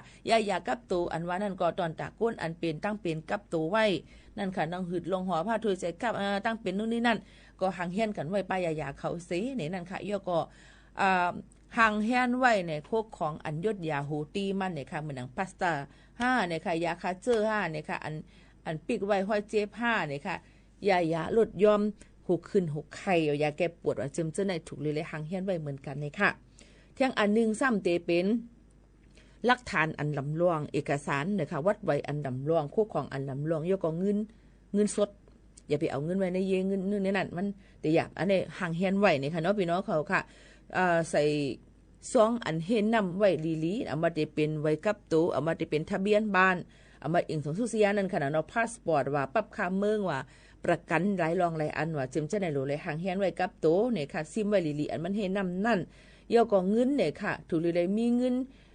ไหวพองเนี่ยค่ะอย่าไปกับไหวจอม ATM ธนาคารนั่นก็ย้อนไปว่ามังปอกมาในอินเทอร์เน็ตติดจัดการอำไลเขาก็รู้เลยเอาเงินสดในใจนั่นค่ะเนาะหรือเอาเงินกับตัวป้าจอมในนั่นค่ะเที่ยงอันนึงข้ามเตเลยมีลองกับสื่อสารกันเนี่ยค่ะแต่ที่มีเรื่องโล่งเรียงกับสืบหากันไหลแล้วก็อันเป็นไฟสายว่าเจมจะได้เขาขารู้เลยทางเฮียนเอามาได้เป็นไฟสาย5เอามาได้เป็นเตียน5ไฟแช็กค่ะเนี่ยค่ะ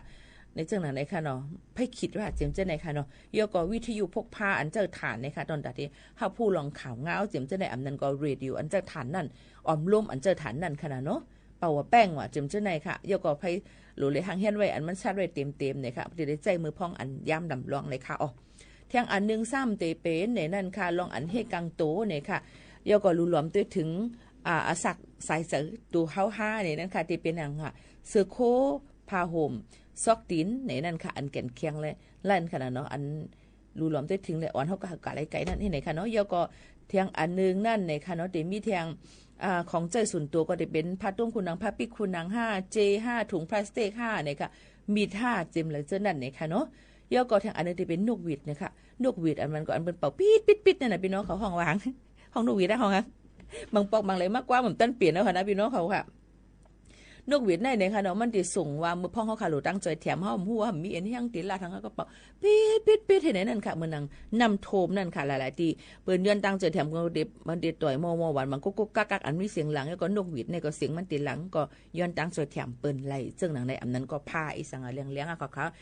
ให้มันปิวไปมาให้ว่าหัวกันนี่มีกวนให้มาจอยแถมไหลจิ้มซึ่งหนังไหนค่ะนี่ก็เป็นล็อกลายหูตีมันล็อกลายอันที่เขาขาดถูกเลยได้ห่างเฮียนไว้มือพ่องเขาขาหบโชเพอันนั้นก็อยู่มือพ่องทบเนี่ยลองปังตึกซึกซื้อว่าเจมเจ้าในหลูเลยห่างเฮียนไว้นี่นั่นค่ะพี่น้องเขามือท้องทบมานั่นก็ติเลย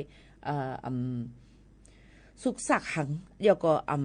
เฮ็ดให้เอาค่ะตกใจตื่นผ่านป่นตีเนี่ยแผ่วอะล่ะในนั่นค่ะนี่ก็เอามาฝากถึงป่าไม่ปีน้องๆเขาให้เลยเงินถ่อมจ้ำกันซึ่งหนังไหนค่ะอ๋อหรือใส่ถ่อมได้ทางเพียงความมันหูถูกใจกันแทงด้วยกันค่ะ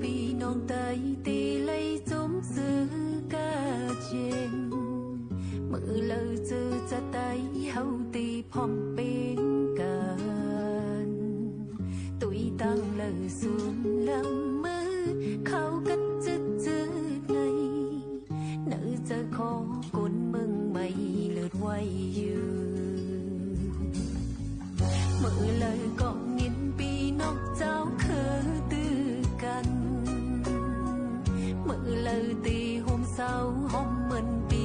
น้องอ๋อลืมผู้เข็นพุงสีเย้าเฮาเจ้าคือตื้อกันวันหนึ่งเฮากุยตุกสุ่มนางกันยินขอคมจอมซื้อปีน้องเฮาตุกน้ำตาไกลไหลคำจุ้มซึกปนเป็นส่วนไหลส่วนปินก้นวายยินไม่เจอจอมซื้อปีน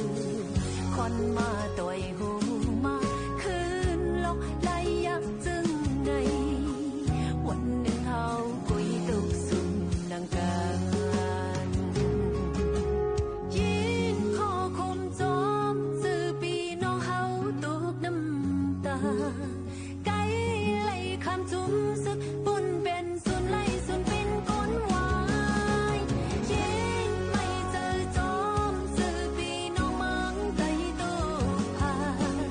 นั้นแค่อายามปล่อยตึกโอนกุมไหลอยากไปพี่วายวันมือละเมืองใด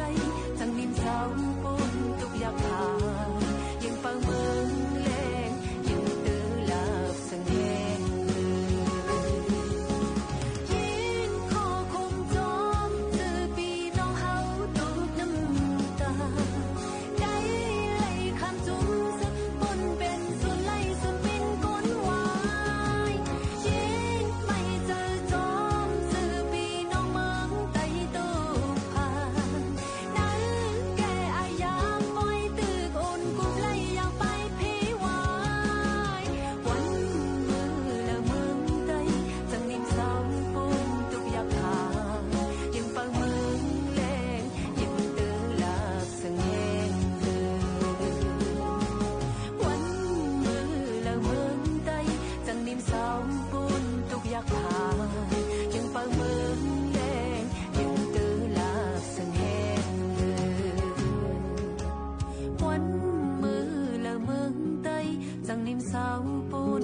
อยากผ่า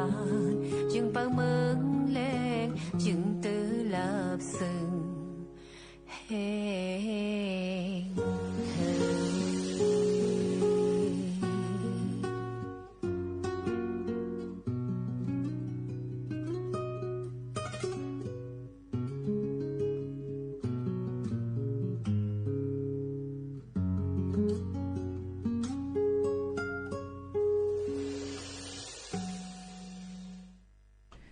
อ๋อค่ะพ่อแม่พี่น้องเขาค่ะถ่อมข่าวง่าวถ่อมเพ่งกว้างมาอยู่จ้ำกันต่อพอถึงในตอนเน้นสุดในตอนการภาษาความไตเขาค่ะในค่ะปืนปล่อยเสียงกูวันพอถึงมาข่าวยามเมืองจึงไทย10 โมงกลางเนื้อต่อถึง10 โมงกลางค่ำยอก็11 โมง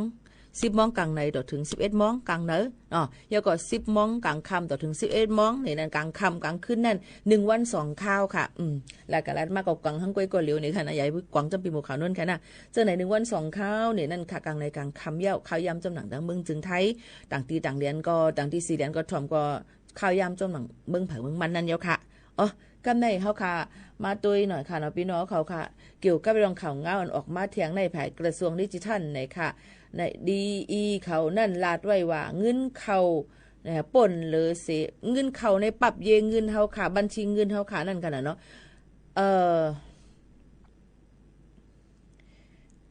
ป่นหรือเส3 เฮงปอกต่อ1 ปีอำนั้นก็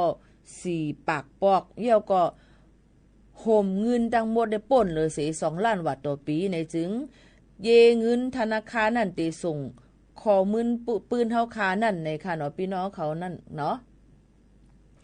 กว่าส่งบันกรมสรรพากรไหนค่ะพี่น้องเขาค่ะเย่าก็ได้กดจัดกดทัดด้วยเลยส่งบันกานู่นนี่นั่นในค่ะเนาะพี่น้องเขาค่ะก็วันนั้นในสรรพากรในภาษีเบิ่นก็ได้เช็คด้วยว่าเหตุการณ์อีสังพองการเหตุการณ์ออนไลน์เมกาปอก้าออนไลน์5การโอนเงินผิดลองผิดตั้งว่านะมีลองแปลกเปิงไว้5เนี่ยค่ะพี่น้องเขาค่ะเรื่องตั้งเจอไหนค่ะเนาะเปิ้นก็ได้เช็คด้วยเสียไหนค่ะก็นั้นแหละใครย้อนปืนเผาไว้ปันว่าพี่น้องเขาจะเจออันมีเงินเข้าเงินออกนำนั่นถูกเลยเฮ็ดบัญชีเนี่ยค่ะรายหับรายจ่ายมันอย่างก็เป็นส่วนตัวแล้วก็การกล้าการขายเก็บหลักฐานเอกสารไว้ให้ห่างเฮียนกันไว้ให้เต็มทนนั่นคือบ่ได้ซูมนั่นเนี่ยค่ะเนาะแล้วก็สังเจอว่าโอนเงินตัวเจ้าเก่าก็ขึ้นแทงบัญชีตัวเจ้าเก่านั่นในสังเจอว่าเป็นตัวบัญชีเงินตัวเจ้าเก่าได้ก่อนเป็นหางก้อยกาถูกเลยมีหลักฐานให้มันเนบันเจ้าหน้าที่เปิ้นไล่ในนั่นค่ะลองตั้งเจ้าในก็เอามาฝากฟังไว้ปันปอแม่ปีๆน้องๆเขาให้ได้ยินถ่อมจำกันเจ้าหนังไหนค่ะนะผัดยันพี่น้องเขาเมื่อกว่าก่อนเย้าค่ะจงขึ้นมาพบมาทบจำกันแทงในตอนการเฮาคาทีในย้อนสู้ปันให้อยู่หลีกลางยานเพียเข็นกันมักมีหลีเป็นกันกูก็กูก้นแหละอย่าลืมมาติดตามถ่อมข่าวถ่อมเงาจำกันที่ในไลกวันค่ะมาสุงค่ะ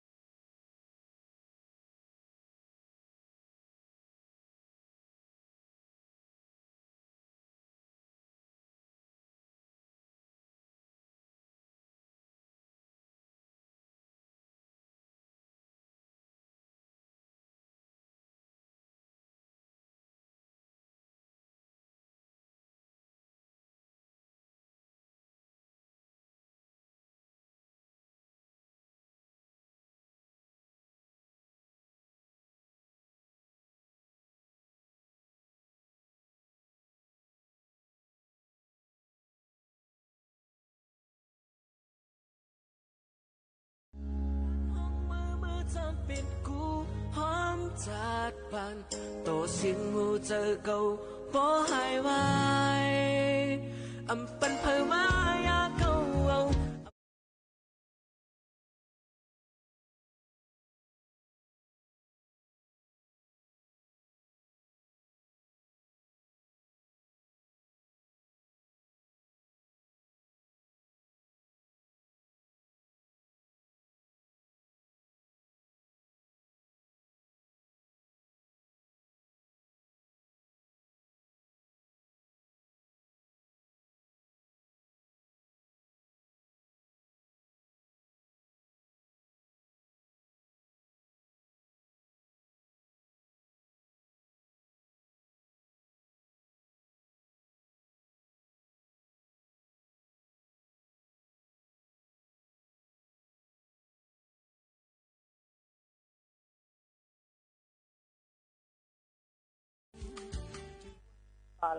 นอนทับแขนตัวเองเจ็บมากไปร้านขายยาไปบอกเขาก็ไม่ให้ยาเขาบอกว่าไปกินพาราก็พอไม่งั้นเดี๋ยวไปคือน้ำเนี่ยเราต้องปรับเองจนเราลองวัดลองตวงดูก็ได้ค่ะว่าปริมาณต่อวันเท่าไหนที่มันโอเคที่สุดไม่งั้นถ้าเราไปกินน้ำน้อยแบบเนี้ยต่อไปมันก็จะเกิดนิ่วได้นะคะนิ่วแต่ฉี่ก็อย่างอ่ะถ้าปวดฉี่ไปฉี่ก็มีฉี่แต่ว่าเพียงแต่ว่ากินน้ำน้อยก็ฉี่น้อยอย่างเงี้ยต้องลองเขาเรียกว่าลองผิดลองถูกว่าปริมาณน้ำเท่าไหนที่เรากินแล้วมันสีปัสสาวะมันจะจางลงหน่อยแล้วก็เราก็ไม่บวมด้วยอะไรอย่างเงี้ยค่ะแต่ว่าเราอาจจะไม่ได้ดื่มทีเดียวได้เยอะๆแต่เราอาศัยว่าจิบให้เซลล์มันซับน้ำทีละหน่อยทีละหน่อยจิบตัวบ่อยจิบบ่อยลองปรับดูนะลองปรับดูยังไงถ้าไม่ดูไม่ดีก็ไปหาหมอนะครับครับผมโอเคนะครับครับสวัสดีครับอาจารย์น้ำหมดเวลาพอดีครับอาจารย์ครับครับไปฟังข่าวต่อครับด้วยปณิธานซื่อสัตย์ต่อหน้าที่ยึดมั่นความดีมีจิตมุ่งบริการสืบสารงานเพื่อปวงประชาทุกภารกิจยึดมั่นหลักธรรมาภิบาล1 เมษายนวันข้าราชการพลเรือนร่วมทำงานด้วยหัวใจเพื่อประเทศไทยที่ก้าวหน้าและยั่งยืนวิกฤตพลังงานวิกฤตตะวันออกกลางวิกฤตพลังงานเชิญชวนคนไทยประหยัดไฟฟ้ากันตั้งแต่วันนี้เริ่มง่ายๆปิดไฟที่ไม่ใช้ปิดเครื่องใช้ไฟฟ้าที่ไม่จำเป็นปรับอุณหภูมิเครื่องปรับอากาศที่ 26 องศาเซลเซียสสวมเสื้อผ้าระบายอากาศงดการสวมสูทเดินขึ้นลงบันไดในอาคารแทนการใช้ลิฟต์ลดรายจ่ายลดใช้พลังงานร่วมฝ่าวิกฤตครั้งนี้ไปด้วยกันจากวัตถุดิบท้องถิ่นสู่สินค้าสร้างมูลค่าจากท้องทะเลสู่โอกาสที่ไกลกว่าเดิมสินค้าเกษตรและประมง3 จังหวัดชายแดนใต้ไม่หยุดอยู่แค่ผลผลิตในพื้นที่แต่พร้อมยกระดับเป็นสินค้าแปรรูปคุณภาพสูงด้วยเทคโนโลยีและนวัตกรรมขับเคลื่อนเศรษฐกิจฐานรากและเปิดประตูสู่อนาคตที่มั่นคง3 จังหวัดชายแดนใต้พลังความร่วมมือสู่เศรษฐกิจที่เติบโต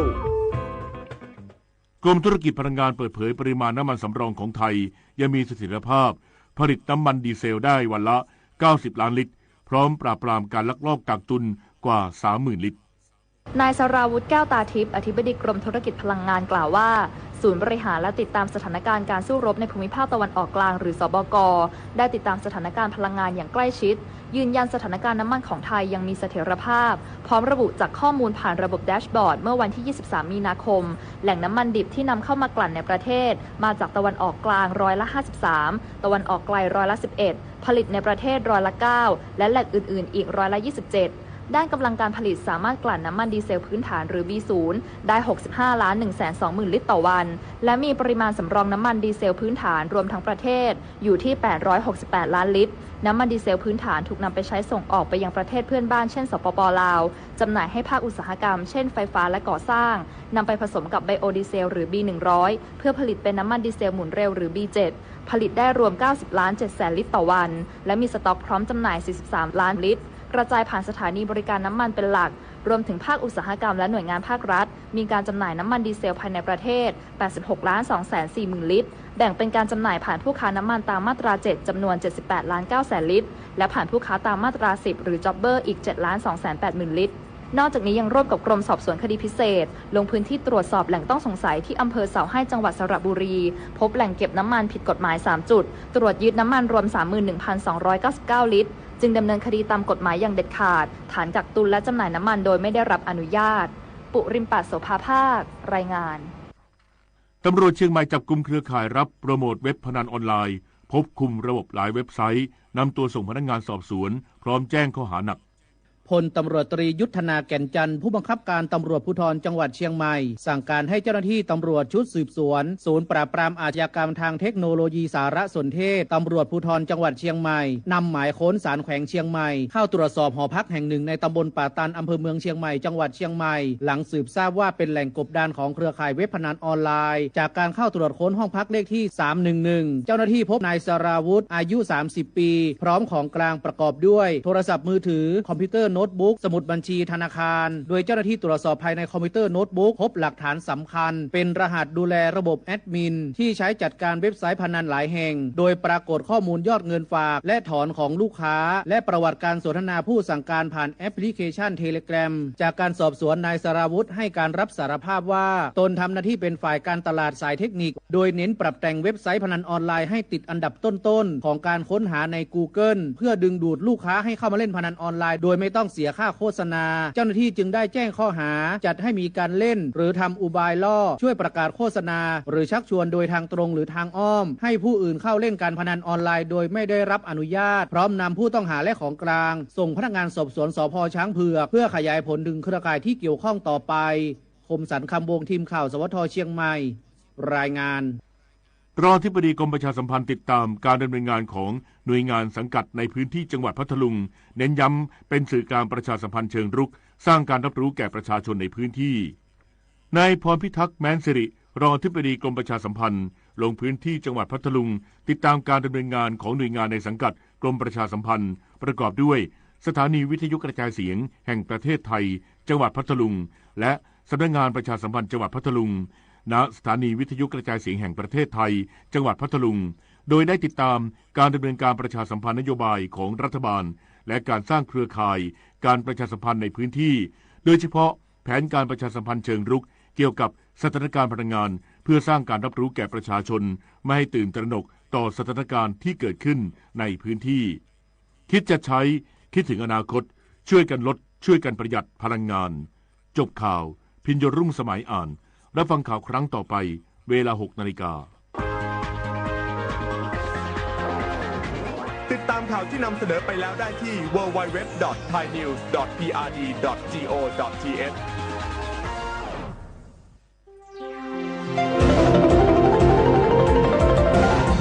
วิทยุแห่งประเทศไทยให้ความรู้คู่ความสุขต่อไปนี้ขอเชิญท่านฟังรายการเพื่อนฝันดำเนินรายการโดยจารุลินมุสิกพงศ์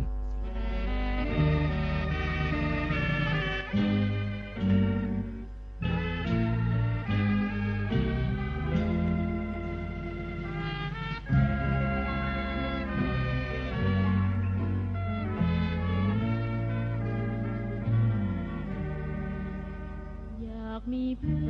อนรวมฝันในวันนี้วันที่มีเสียงเพลงบรรเลงวอนเดี๋ยวออดอ่อนเดี๋ยวเรื่องลื่นแสนชื่นบานเดี๋ยวสับสานเดี๋ยวโศกตรึงตรึงหาไทยชั่วโมงที่2ของเพื่อนฝันวันพุธที่25มีนาคม2569นะคะผู้ควบคุมเสียงยังคงเป็นทูลชัยคำรอดเพลงแรกในช่วงนี้คือเพลงรักชาติไทยสุนทรภรณ์และคุณมัทนามุรากุลศิลปินแห่งชาติขับร้องนำ